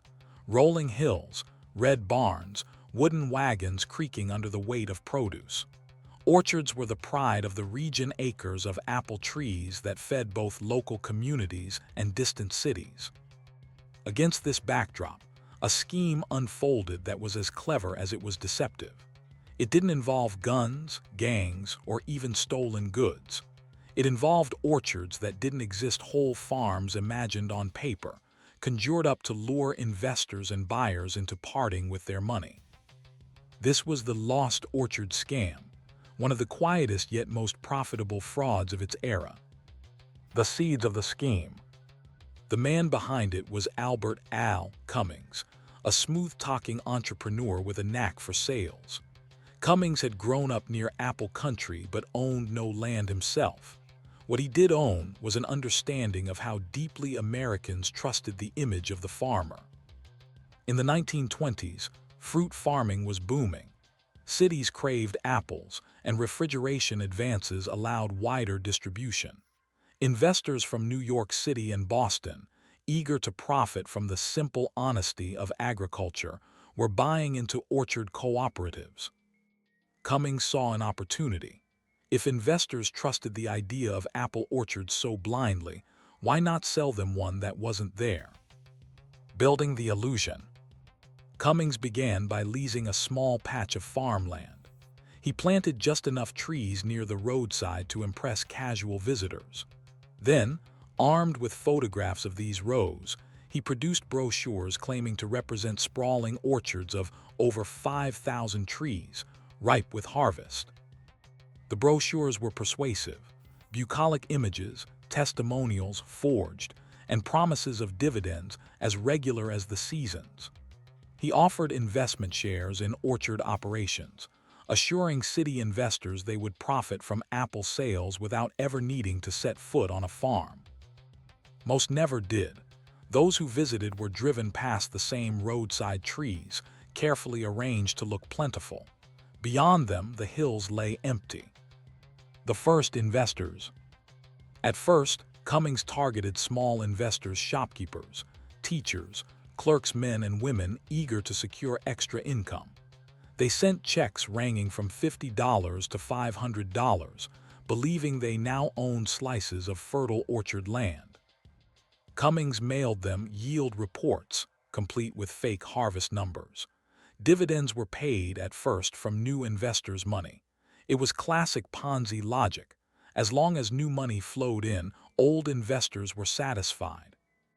Word spread quickly. Friends told friends, small investors recruited others, and soon larger financiers grew curious. By 1925, Cummings was entertaining businessmen from New York City, offering them tour of his expansive orchards. The illusion held. The growing empire. As the scam expanded, so did the theatrics. Cummings hired workers to scatter bushels of apples beneath his trees before investor visits, giving the appearance of abundant harvest. He even rented wagons filled with produce, parked strategically where visitors would see them. He produced detailed maps of non-existent plots, assigning investors imaginary rows of trees with engraved deeds. Some investors proudly framed these deeds, showing off their ownership of land they had never seen. Cummings's confidence grew. He bought expensive suits, a new car, and a large home in Albany. Outwardly, he presented himself as a successful agricultural magnate. In reality, his orchards remained barren hillsides. The cracks appear. For a time, the scheme thrived. But by 1927, cracks began to show. A few investors grew suspicious when their dividend checks slowed. One, a Boston lawyer, insisted on visiting during harvest season. He found the trees oddly bare, the bushels of apples suspiciously uniform, as if purchased wholesale. Word of doubt spread. Questions arose about where the apples were being sold. Cummings stalled, claiming whether damage, shipping delays, or dishonest middlemen. Some investors accepted these excuses, unwilling to believe they had been duped. Others pressed harder. The tipping point came when a group of investors traveled unannounced, walking beyond the carefully staged roadside trees. They found only scrubland. No orchards, no harvest, just weeds stretching into the hills. The illusion had been pierced. Investigation begins. Angry investors filed complaints. Local sheriffs launched inquiries, but Cummings waved them off, claiming his critics were competitors trying to tarnish his reputation. He produced reams of paperwork, forged contracts, fake shipping receipts, and falsified tax records. For a while, it worked. Small-town authorities, unused to complex fraud, hesitated to challenge a man who looked so respectable. But when losses topped hundreds of thousands of dollars, the case drew the attention of state investigators. By 1928, auditors began tracing the money. They discovered that not a single bushel of apples had ever been sold from Cummings's supposed orchards. Every dividend had been paid from investor funds. The entire operation was smoke and mirrors. The cliffhanger. Cummings's empire collapsed almost overnight. Investors clamored for refunds, sheriffs seized his Albany mansion, and newspapers ran mocking headlines about orchards without apples. But before authorities could bring him fully to trial, Cummings disappeared. His car was found abandoned near the Canadian border, but no trace of him followed. Some believed he slipped into Canada under a false name. Others whispered he had boarded a ship to Europe with suitcases of cash. No one ever proved where he went. His orchards had never existed, and perhaps, by the time the law closed in, neither did he. The manhunt for Cummings.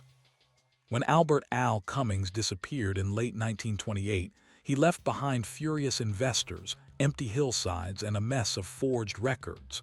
Sheriffs scoured upstate New York, checking train depots, farms, and boarding houses. His car, left near Plattsburgh close to the Canadian border, suggested he had fled north, but the trail went cold quickly. Cummings had planned his escape carefully. For years, he'd salted money into hidden accounts under shell names, bought cashier's checks, and even stored bundles of cash in safety deposit boxes in Albany and Boston. While investors thought of him as a showman who liked expensive suits and cars, he had also been quietly preparing for the day his orchard fantasy collapsed. The state issued warrants, but law enforcement in the late 1920s lacked the tools of later decades. No interstate databases, no digital trails, no fingerprint archives that crossed borders. A man who changed his name and kept a low profile could vanish almost entirely. And Cummings, the master of creating things that didn't exist, proved equally skilled at making himself disappear. The paper trail. Investigators tried to follow the money. Bank records showed checks deposited into accounts under various aliases: Arthur Cummins, Alan Comrie, A.J. Collins. Each led to withdrawals in cash, often just before Cummings disappeared. In total, auditors estimated he had siphoned more than $1.2 million, nearly $20 million today, from investors. Some were small-town shopkeepers who lost life savings. Others were prominent businessmen who had hoped to ride the agricultural boom. The state assembled a case for fraud, forgery, and theft. They had forged deeds, falsified harvest reports, and testimony from dozens of duped investors. But without the man himself, the case stalled. The investors' anger. For those left behind, the betrayal cut deep. In Boston, a group of investors filed a civil suit against the remnants of Cummings's estate. They seized his Albany mansion and auctioned it off, but the proceeds barely dented the losses. Stories spread of ruined families. One retired schoolteacher, who had invested her entire pension in what she believed was a guaranteed orchard cooperative, was forced to move in with relatives. A small-town grocer who had sunk $5,000 into the scheme lost his store when creditors called in loans. The newspapers feasted on these stories, portraying Cummings as a slick swindler who preyed on the dream of wholesome rural America. Headlines mocked the ghost orchards and apples that never were, but for victims, it was no joke. Rumors of Cummings abroad. By 1929, sightings of Cummings began trickling in. A man matching his description was seen boarding a steamer in Montreal bound for Liverpool. Another report placed him in Havana, living under the name Alfredo Comas. None were confirmed, but each rumor fanned public frustration. If Cummings was sipping rum in Cuba or strolling London streets while his victims scraped by, it only deepened the sting. The FBI, still in its early years of expanding authority, took interest but lacked jurisdiction for what was considered a state matter. Unless Cummings crossed into a federal offense, the case remained largely in New York's hands. That limitation may have been his greatest protection. The investigators' frustration. For state investigators, the case became a textbook study in the weakness of fraud enforcement. Unlike robbers who could be caught with stolen goods, Cummings left only paper, and paper could be argued over. His lawyers, even in his absence, claimed that the orchards had failed due to weather, not fraud. They produced doctored records of blight, storms, and crop failures. They insisted Cummings had simply been a poor businessman who fled creditors, not a criminal mastermind. The line between fraud and failure blurred. Without him on trial, prosecutors couldn't deliver a decisive verdict. The victims turned vigilante. Some investors weren't content to wait.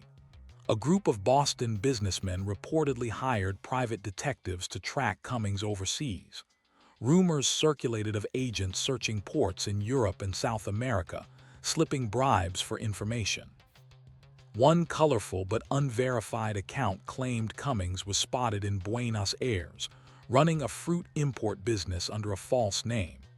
Another suggested he died penniless in a Canadian boarding house, his wealth squandered. The truth remained elusive. For many, he became less a man than a myth, a cautionary tale of greed and gullibility. The orchard ghosts. Meanwhile, the land itself stood as evidence of the scam. Visitors to the orchards found barren hillsides, dotted with a few withered trees Cummings had planted for show. Locals joked about the ghost orchards, fields of weeds that had once convinced bankers and lawyers they were worth millions. Some of the land was eventually sold for real farming. Ironically, a few buyers did plant orchards, this time real ones, but for years the stigma lingered. When asked about buying land in that region, Outsiders often sneered, "Careful, or you'll end up with Cummings's apples." The cliffhanger. By 1930, the Great Depression had swept the nation. The Lost Orchard scam was overshadowed by larger financial collapses. The victims' losses blended into the wider economic ruin, their specific grievances forgotten by all but themselves. And yet, the question never vanished. What became of Albert Cummings? Did he reinvent himself abroad, charming new investors with new illusions? Or did he live out his days in hiding, a wealthy man afraid to spend his wealth too openly? The orchards never existed, and perhaps in the end, neither did the man who sold them. The aftermath of an empty harvest. By the time the 1930s unfolded, the Lost Orchard scam had largely faded from headlines. Bigger crises dominated the nation's attention: Wall Street's crash, bank failures, mass unemployment. Compared to the suffering of the Great Depression, the losses suffered by orchard investors seemed like a smaller tragedy. But for those who had fallen for Albert Cummings's deception, the damage endured. They carried the memory of trust misplaced, of savings evaporated, and of a con man who had slipped through their grasp. Even in small towns of upstate New York, people used the story as a warning. Don't buy orchards you can't see. Don't invest in apples you can't taste. The phrase Cummings Orchards became shorthand for any too-good-to-be-true investment. Shaping fraud law. Though Cummings himself never faced justice, his scheme shaped how states approached financial fraud. In the early 1930s, lawmakers in New York and Massachusetts began tightening requirements for agricultural cooperatives and investment schemes. Mandatory audits. Cooperatives selling shares in farms were now required to undergo periodic inspections by state auditors. Land ownership proof. Investors could demand certified land deeds before money changed hands. Advertising restrictions. Farm investment brochures had to be pre-approved by agricultural boards to ensure accuracy. While these reforms did not eliminate fraud, they closed some of the loopholes that allowed Cummings to operate unchecked for so long. Later, when the Securities and Exchange Commission, SEC, was created in 1934, the Lost Orchard scam was cited in discussions as an example of why financial regulation had to extend beyond Wall Street and into the countryside. Lessons for investors. The scam also left a subtler, more psychological legacy. It revealed how much people wanted to believe in the purity of farming as an investment. To city dwellers worn down by industrial chaos, the orchard represented stability, timelessness, and honesty. Cummings had weaponized that image, selling not just land but a comforting story of wholesome returns. In hindsight, the red flags were obvious. Investors rarely visited the orchards themselves. Yields were consistently perfect, despite regional crop failures. Dividend checks arrived too quickly to match real harvest schedules. But greed and trust often overpowered caution. Victims later admitted they hadn't wanted to look too closely. The idea of effortless profit from something as natural as apple trees was too seductive. The legend of the vanished con man. Cummings's disappearance kept the story alive long after the scam itself had collapsed. Sightings trickled in for decades. A man in Havana bragging of orchards back in New York. A Canadian hotel register signed A.J. Collins, with handwriting suspiciously like Cummings's. A silver-haired gentleman in Lisbon, telling locals he once owned farms in America. None could be proven, and each story carried its own embellishments. But in the absence of a body or a confirmed arrest, Cummings became a legend. Unlike mobsters or killers, his crime had been bloodless. That made the myth less frightening but perhaps more unsettling. He had created wealth out of thin air, charmed intelligent people into buying it, and then disappeared. The orchards had never existed, yet the losses were real. The ghost in the hills. Decades later, Writers and local historians kept revisiting the story.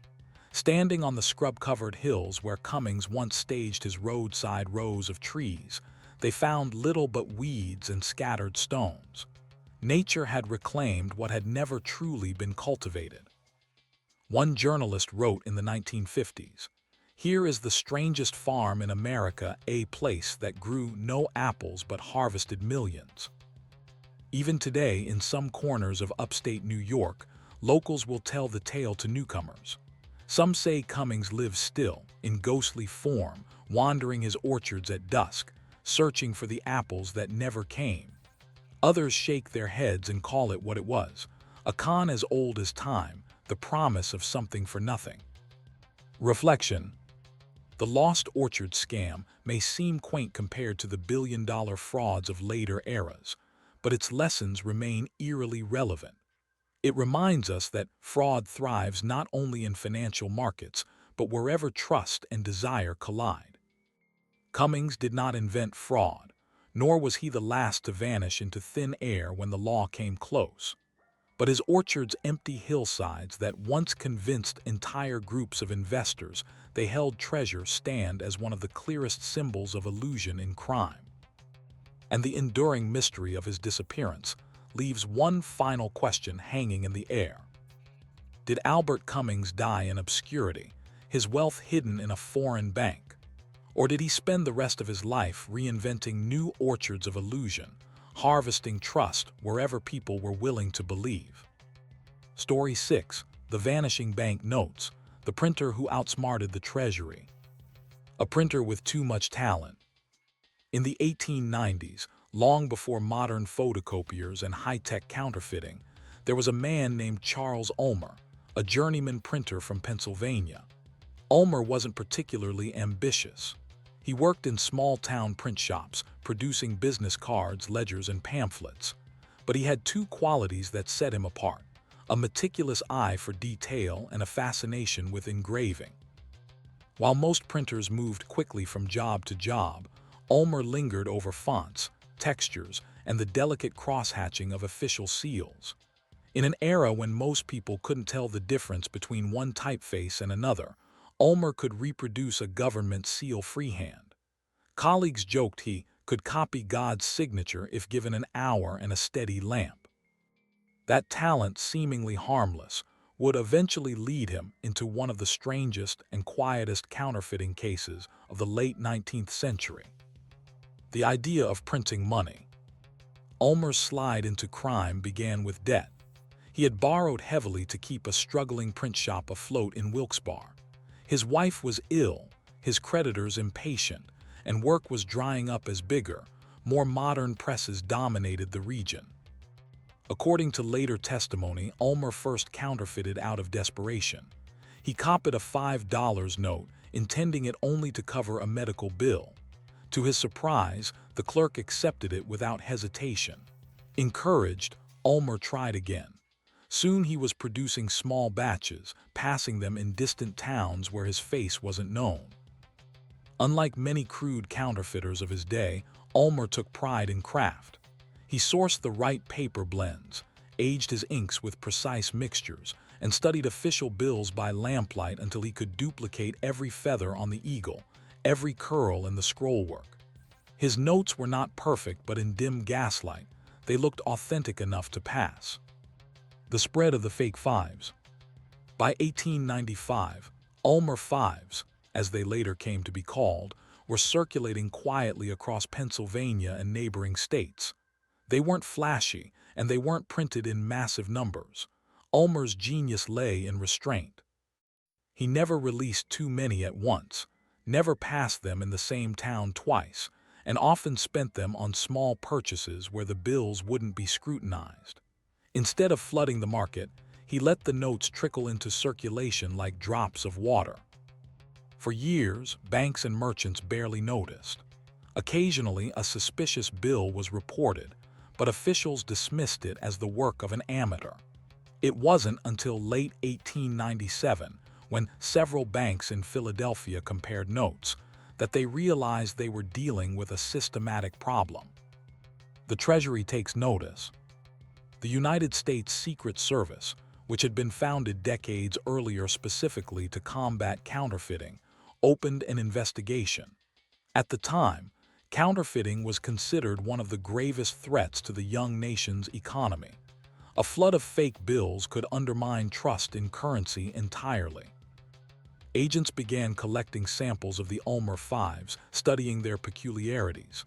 The flaws were subtle: a line of shading slightly too heavy, an eagle's talon that curved a fraction differently. Whoever made them was not a casual criminal. He had training, discipline, and above all, patience. The question was, where was he hiding his press? Following the paper, investigators tried to trace the special paper Ulmer used. They discovered it had been purchased in small batches from suppliers in Boston and New York under false names. That alone showed sophistication. Most counterfeiters used whatever paper they could find, but Ulmer had sourced fibers that mimicked government stock. Detectives staked out supply houses, hoping to catch him, but he was careful. He never bought twice from the same store, never ordered in bulk, and often sent intermediaries. The quiet panic.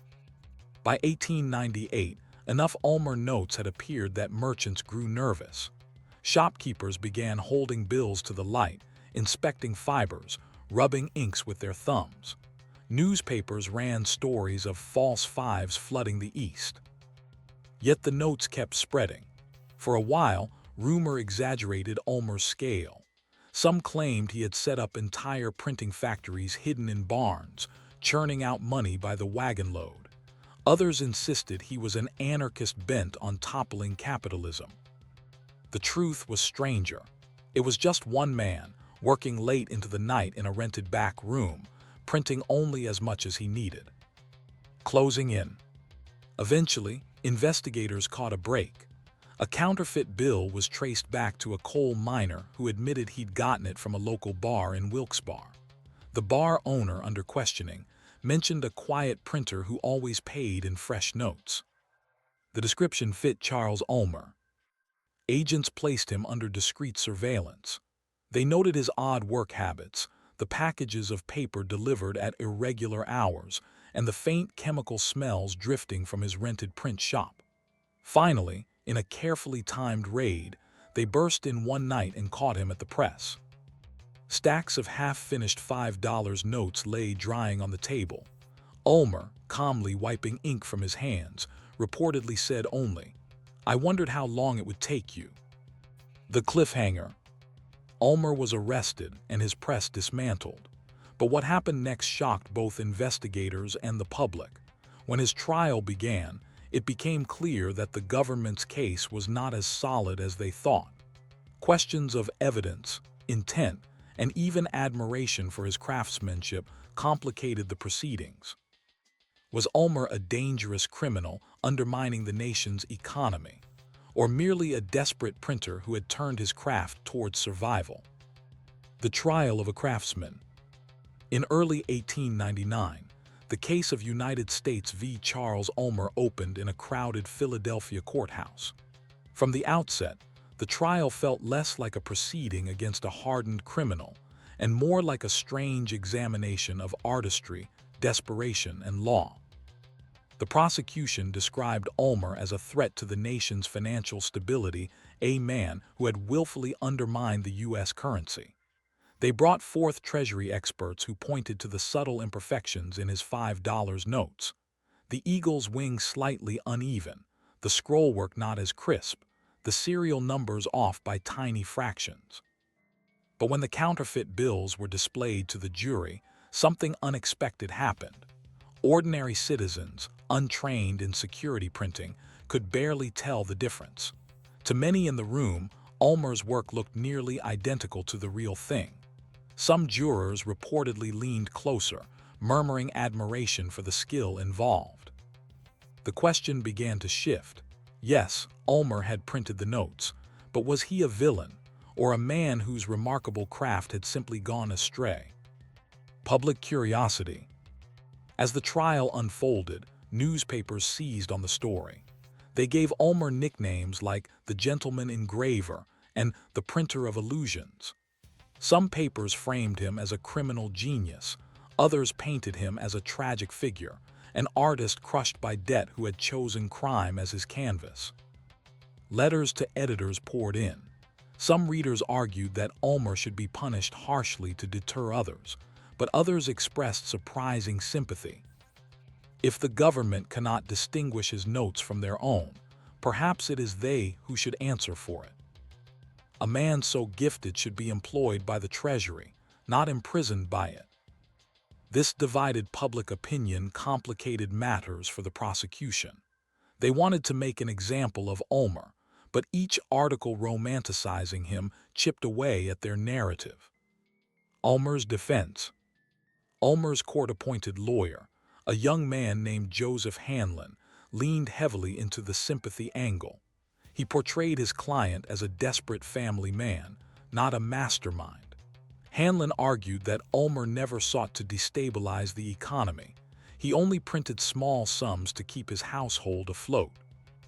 He did not build an empire of crime, Hanlon declared in closing statements. He built bread for his table.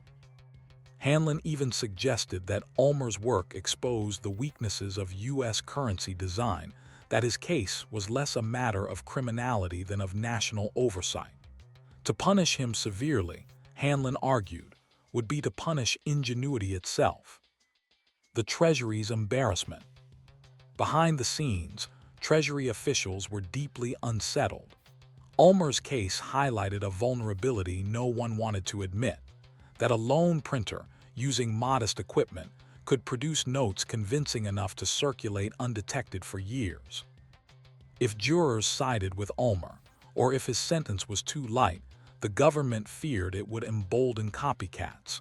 The Treasury needed a conviction not just for Ulmer's sake, but to maintain the illusion of absolute control. Jury deliberations. The jury wrestled with the case for 2 days. Some argued Ulmer's intent was clear. He had knowingly forged government notes, and that was enough to convict. Others hesitated, swayed by his quiet demeanor, the modest scale of his crime, and the sense that he was not malicious but desperate. One juror later recalled, "It was not so much whether he was guilty, but whether we could stomach destroying him for it." The verdict. Finally, the jury returned, guilty on charges of counterfeiting and possession of forged notes. But their recommendation for sentencing shocked the courtroom. Instead of urging the maximum a decade or more in federal prison, they suggested leniency. Their reasoning: Ulmer's crime had been limited in scope, and his skill, while misapplied, was extraordinary. The judge, perhaps swayed by the public's fascination, sentenced Ulmer to just 3 years in a federal penitentiary. Reactions. The Treasury officials were outraged. To them, 3 years was a slap on the wrist. They worried other printers might see Ulmer's light sentence as an invitation to try the same. But to the public, the verdict seemed fair, even merciful. Newspaper editorials praised the jury for tempering justice with compassion. One headline read, "A punishment, not a destruction." For Ulmer himself, the verdict was bittersweet. He was spared a long prison stretch, but he would emerge from confinement with his reputation ruined, his business gone, and his family scattered. A strange epilogue in prison. During his time at the penitentiary, Ulmer was reportedly put to work in the prison print shop. Guards and wardens alike noted his precision. One official even remarked that Ulmer's counterfeit notes were better than some of the genuine bills in circulation. There were rumors, never substantiated, that Treasury officials visited him behind bars to quietly study his methods. Some even suggested that Ulmer's techniques influenced the redesign of certain bills in the early 1900s, though no official acknowledgement was ever made. The cliffhanger. When Ulmer's sentence neared its end in 1902, journalists eagerly awaited his release. What would a man of his talents do once free? Would he go straight and live quietly? Or would he return to the temptations of counterfeit printing, armed now with an even greater sense of his own legend? Life after prison. When Charles Ulmer walked free in the spring of 1902, the world had changed. The industrial age was quickening. Automobiles were beginning to rattle down streets, and electric lights glowed where once there had been only gas lamps. Ulmer himself was gaunt and older than his years. His 3-year sentence had taken a toll, and though he was free, he carried the mark of notoriety. No reputable print shop would hire him. In Wilkes-Barre, where everyone remembered his trial, people regarded him with wary curiosity. Some still admired his skill, but many whispered about the counterfeit notes he had once unleashed. Ulmer tried briefly to rebuild an honest printing business, taking out small advertisements in local papers, but clients were reluctant. "If he could fool the Treasury," one merchant remarked, "what chance have I against him?" The implication was clear. No one wanted to trust a man who had once built illusions from ink. Rumors of a return. By 1903, rumors began to spread in Pennsylvania and New Jersey of new counterfeit notes once again, fives appearing in circulation. They bore some of the same subtle marks investigators had seen in Ulmer's earlier work. Treasury agents immediately suspected him. They quietly tracked his movements, sending informants into towns where he was seen. Yet they found nothing. No presses, no papers, no telltale ink stains on his clothes. Some believed Ulmer had gone back to his old trade, this time with even greater caution. Others thought it was copycats, printers inspired by his trial who were now mimicking his style. Without hard evidence, the Secret Service could do little more than watch. The disappearance. Around 1905, Ulmer vanished from public record. He left Wilkes-Barre abruptly, selling off his few possessions and telling neighbors he was moving west. Beyond that, nothing was certain. One story placed him in Chicago, working in anonymity for a large press house. Another rumor had him drifting south, joining itinerant print workers who traveled from town to town. A more fanciful tale insisted he had been recruited secretly by the very Treasury agents who once hunted him, hired to advise on new security designs. No matter which version was true, Ulmer seemed to fade into obscurity. By the 1910s, his name appeared only in occasional newspaper retrospectives about famous counterfeiters. To the public, he had become less a man than a mystery. The legacy of the Ulmer Fives. Even though Ulmer's career as a counterfeiter had lasted less than a decade, the impact of his work endured. Treasury records from the early 1900s show a renewed emphasis on fine engraving, embedded security threads, and watermark patterns. Though officials never admitted it outright, many believed Ulmer's counterfeits had forced their hand. Collectors, too, developed a fascination with his notes. Decades later, surviving Ulmer Fives became sought-after artifacts, passed among numismatists as examples of near-perfect forgeries. One such note, discovered in a bank's old archives, reportedly sold at auction for thousands far more than its face value. For investigators, Ulmer's case was a lesson in humility. It showed that brilliance could come from unlikely places, not from organized criminal syndicates or anarchist groups, but from a single quiet man with ink on his hands. Reflection: the printer versus the system. Ulmer's story raised uncomfortable questions. Was he truly a criminal mastermind, or a craftsman pushed to extremes by poverty and circumstance? Did his counterfeiting represent malice or simply the misuse of an extraordinary gift? What lingers is the thought that, had Ulmer been born into different conditions, he might have been celebrated as one of the finest engravers of his generation. Instead, his artistry lived in the shadows, hunted by the very institutions it imitated. The unresolved question. When the last verified sighting of Ulmer faded into history, investigators were left with only speculation. Did he die quietly, anonymous among honest printers? Or did he keep a secret press somewhere, producing his vanishing bank notes, until the day he no longer could? Even now, when an old counterfeit $5 bill turns up in an attic or a collection, numismatists squint at the ink strokes and wonder, is this one of Ulmer? The truth, like the man himself, seems destined to remain half-seen, hidden in the shadows of paper and ink. Story 7. The Lawyer Who Stole Ghost Clients, a Fraud That Fooled the Courts. A promising career. In the late 1920s, Boston was a city of ambition. Lawyers in tailored suits hurried through court buildings, chasing fortunes and reputations. Among them was Henry Lowell, a young attorney with impeccable manners and a Harvard degree. On paper, he was everything a rising legal star should be: educated, articulate, and ambitious. Lowell quickly found work at a mid-sized law firm handling civil cases. He had a gift for paperwork contracts, probate filings, and estate settlements. But unlike his colleagues who took pride in their reputations, Lowell seemed more interested in speed. He filed motions quickly, settled accounts rapidly, and often turned a tidy profit for the firm.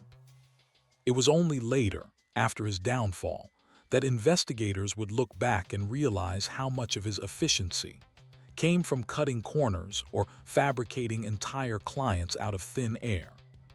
The birth of the scheme. Lowell's scam began quietly, almost innocently. Probate courts in Massachusetts at the time were inundated with small estates, widows leaving modest property, men with savings accounts but little else.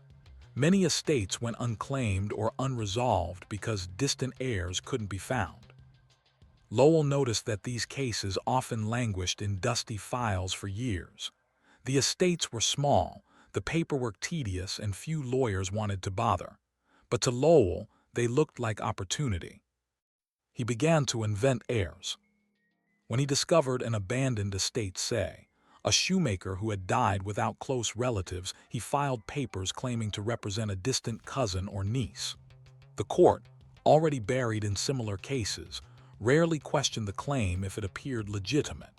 Using his legal training, Lowell forged signatures, drafted affidavits, and created a paper trail that made his imaginary clients look real. Once the claim was processed, Lowell collected the estate funds on their behalf, and since his clients were fictitious, the money stayed with him. Expanding the fraud. At first, Lowell targeted small estates worth only a few $100s, but success emboldened him. By the early 1930s, he was filing claims on estates worth thousands. He branched into life insurance payouts, presenting forged beneficiary papers. In some cases, he even fabricated entire lawsuits, drafting fake complaints, filing motions, and then arranging for settlements that funneled money into his accounts. Court clerks, overwhelmed with paperwork, assumed everything was legitimate. The brilliance of Lowell's scheme lay in its banality. He did not rob banks or stage dramatic thefts. He simply exploited the trust of the legal system, hiding his fraud within mountains of legitimate filings. The first suspicions. For nearly a decade, Lowell operated without challenge. But in 1937, a court clerk in Suffolk County noticed something odd. She handled dozens of estate claims every week, and certain names kept reappearing: obscure relatives who always seemed to hire Henry Lowell. At first, she assumed coincidence, but when she searched for one supposed heir in census records, she found no trace. Curious, she flagged the file and quietly alerted her supervisor. The case was passed discreetly to the Massachusetts Attorney General's office, which began to monitor Lowell's filings. At first, investigators suspected clerical errors or minor misrepresentation. They had no idea they were about to uncover one of the largest legal frauds in New England's history. Cracks in the facade. The investigation deepened in 1938. Detectives began interviewing supposed beneficiaries named in Lowell's cases. Time and again, they discovered that these individuals did not exist. Addresses were fictitious, signatures forged, and phone numbers disconnected. One investigator later wrote, "It was as though we were chasing ghosts. Each step led to nothing but paper neat, orderly, convincing paper, but paper nonetheless. The scope stunned them. By conservative estimates, Lowell had siphoned off over $200,000 equivalent to several million today, and he had done so not through violence or intimidation, but by quietly bending the legal system to his will. The arrest. On a cold December morning in 1938, Lowell was arrested at his office. His colleagues were stunned. Most had assumed he was simply hardworking and discreet. The charges listed fraud, forgery, and grand larceny. When agents raided his home, they found filing cabinets full of fabricated documents, genealogies of non-existent heirs, fake wills, notarized affidavits with forged seals. It was, in the words of one prosecutor, an empire of lies built on stationery. Public shock. Boston newspapers exploded with the story. Headlines screamed, "Lawyer dupes courts with phantom clients." Harvard graduate accused in million-dollar fraud. For the public, the scandal struck deep. The legal system was supposed to safeguard justice, not serve as a playground for deception. If a single lawyer could fool the courts for nearly a decade, what else was vulnerable? The cliffhanger. Lowell's arrest was only the beginning. The real drama would unfold in the courtroom. Could prosecutors untangle the web of forged documents and prove his guilt beyond doubt? Would Lowell confess, or attempt to defend himself as merely filling gaps in a broken probate system? And most unsettling of all, had he acted alone, or were others in the courts complicit in his ghostly scheme? The courtroom spectacle. The trial of Henry Lowell began in February 1939 in Boston's Suffolk County Courthouse. Snow clung stubbornly to the edges of the city streets, and crowds gathered outside each morning, eager to witness the downfall of the lawyer who had dared to fool the system itself. Inside, Lowell cut an oddly composed figure. Dressed in his customary dark suit and tie, he carried himself not as a criminal on trial but as a professional defending a client. Only this time, the defendant was himself. His calm demeanor unsettled the press. One reporter described him as a man who seemed more annoyed than ashamed. The prosecution assembled a mountain of evidence. Boxes of forged documents, dozens of probate files, and stacks of forged affidavits were carried into the courtroom. Yet the case was not as straightforward as it seemed. Fraud in the courts was difficult to prove, especially when the victims were ghost clients who had never existed. The prosecution's challenge. Assistant Attorney General Samuel Whitcomb led the case for the Commonwealth. His challenge was not just to prove Lowell had committed fraud, but to explain to the jury how one man could manipulate an entire legal process. Whitcomb argued that Lowell had systematically exploited the probate system by inventing heirs and funneling estate funds into his own accounts. He called clerks, handwriting experts, and genealogists as witnesses. Each piece of testimony painted the same picture: meticulous, deliberate fabrication. One witness, a genealogist, testified that a supposed cousin of an estate holder did not appear in any census, church, or family record. It was as if she had sprung out of the air the moment Mr. Lowell needed her, the witness said. Lowell's defense. Lowell, representing himself, mounted a defense that was both bold and slippery. He claimed he had not committed fraud but rather performed a service to the courts. "These estates were abandoned," he argued. "I merely provided representation to ensure they were resolved. The money did not disappear, it was processed. If heirs could not be located, why should the funds rot in limbo?" He framed himself as a man tidying up bureaucratic inefficiency. To the jury, it was a clever narrative, perhaps misguided, perhaps unethical, but not malicious. But the prosecution had anticipated this. They produced bank records showing that the funds had not gone into trust accounts, but directly into Lowell's personal holdings. His justification of tidying up was, they argued, nothing more than a polished excuse for theft. Witness after witness. The parade of witnesses continued for weeks. Court clerks recounted Lowell's unusual efficiency. One admitted she had once admired him. He seemed the only one who cared enough to handle the small cases no one wanted. But under cross-examination, she acknowledged the strange patterns. The same surnames cropping up in multiple estates, the same addresses repeated again and again. Forensic experts testified about the signatures. Though convincing at first glance, magnification revealed repeating strokes, telltale signs of forgeries. One expert quipped, "Mr. Lowell's hand is too consistent, the one flaw of a forger." The public's morbid fascination. Outside the courthouse, newspapers devoured every detail. The Boston Globe serialized the trial almost like a detective story. Headlines captured the public imagination. Phantom heirs brought to life in court drama. Letters to the editor revealed a mix of outrage and reluctant admiration. Some readers called Lowell a parasite who had exploited the vulnerable. Others admired his audacity, with one letter remarking, "If he had turned his mind to invention instead of deception, he might have been another Edison."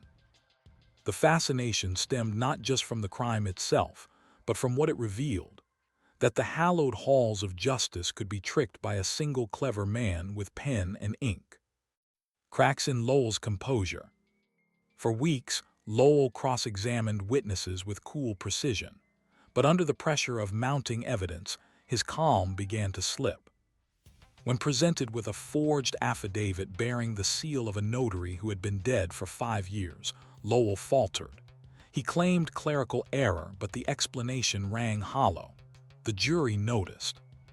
By the third week, prosecutors revealed their strongest weapon, a former assistant from Lowell's office who testified that she had been ordered to type blank forms, leaving spaces for names and signatures. He would fill them in later, she said, trembling on the stand. It was a devastating blow. The image of Lowell as an efficient bureaucrat crumbled. Instead, he appeared as a manipulator orchestrating fraud with chilling precision. The closing arguments. Whitcomb's closing argument was scathing. "Ladies and gentlemen of the jury, the defendant stands before you not as a lawyer, but as a thief who wore the robes of justice. He preyed upon the dead, upon abandoned estates, upon the trust we place in this very system. He manufactured people out of nothing and then robbed them." Lowell, in his own closing, tried to appeal to reason.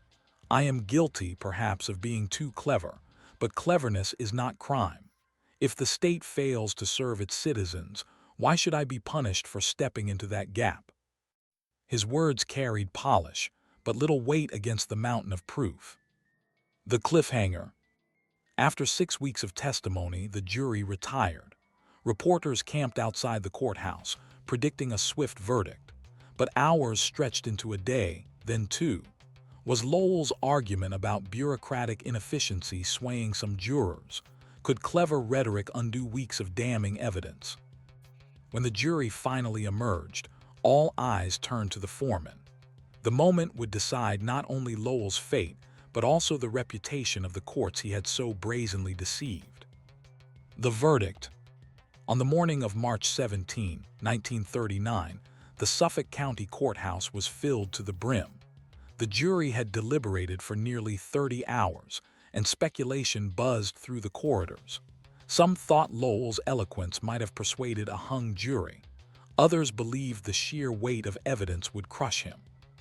The foreman stood, hands trembling slightly as he read the verdict. Guilty on multiple counts of fraud. Guilty on forgery. Guilty on grand larceny. The courtroom erupted. Reporters rushed to the telephones. Spectators whispered furiously. Lowell, ever composed, simply adjusted his glasses and gave the faintest of smiles. It was as if he had expected this outcome all along. Sentencing.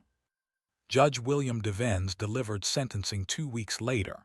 His words were cold, deliberate.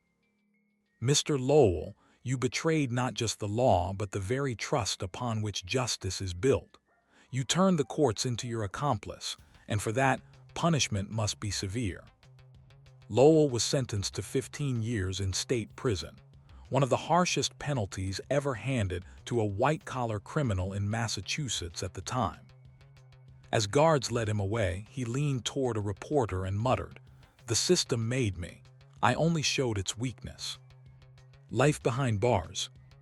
In prison, Lowell lived a quieter existence. Unlike violent offenders, he faced little physical threat, but he was deeply resented by other inmates who considered him arrogant. He spent his days in the prison library, often assisting illiterate prisoners with their legal appeals. Ironically, the man who had destroyed trust in the courts became, for some, a lifeline within the prison walls. Yet he never admitted guilt. In interviews granted years later, Lowell insisted he had merely expedited justice in a system clogged with red tape. "If I had been allowed to continue," he once said, "probate courts would be clearer today." Fallout in the legal world. Lowell's crimes triggered sweeping reforms. Massachusetts courts tightened procedures around estate claims, requiring stricter verification of heirs and independent audits. Notarization processes were overhauled, with new penalties for fraudulent seals. Judges, embarrassed at having been so thoroughly duped, pushed for oversight committees. Law schools began teaching Lowell's case as a cautionary tale, proof that intelligence without ethics could devastate public trust. A 1940 Boston Globe editorial captured the mood. "The ghost clients of Henry Lowell will haunt our courts for decades. They remind us that the law is only as strong as those who practice it." The long shadow. When Lowell was paroled in the early 1950s, the world had changed. He was disbarred, disgraced, and unemployable in any field resembling law. He lived quietly in a small boarding house outside Worcester, rarely seen in public. But his legacy lingered. Every so often, when another fraud scandal emerged, whether in probate courts, insurance firms, or corporate law, Lowell's name resurfaced. He had become a symbol, not of daring criminal genius, but of what happens when oversight fails. Reflections on human behavior. The story of Henry Lowell is not one of bloodshed or violence. It is the story of paper, ink, and the quiet theft of trust. You might wonder why such crimes fascinate us. Perhaps because they remind us that society does not collapse with a gunshot, but with a signature. Lowell's fraud was invisible until it was too late, a crime that thrived on neglect and faith in paperwork.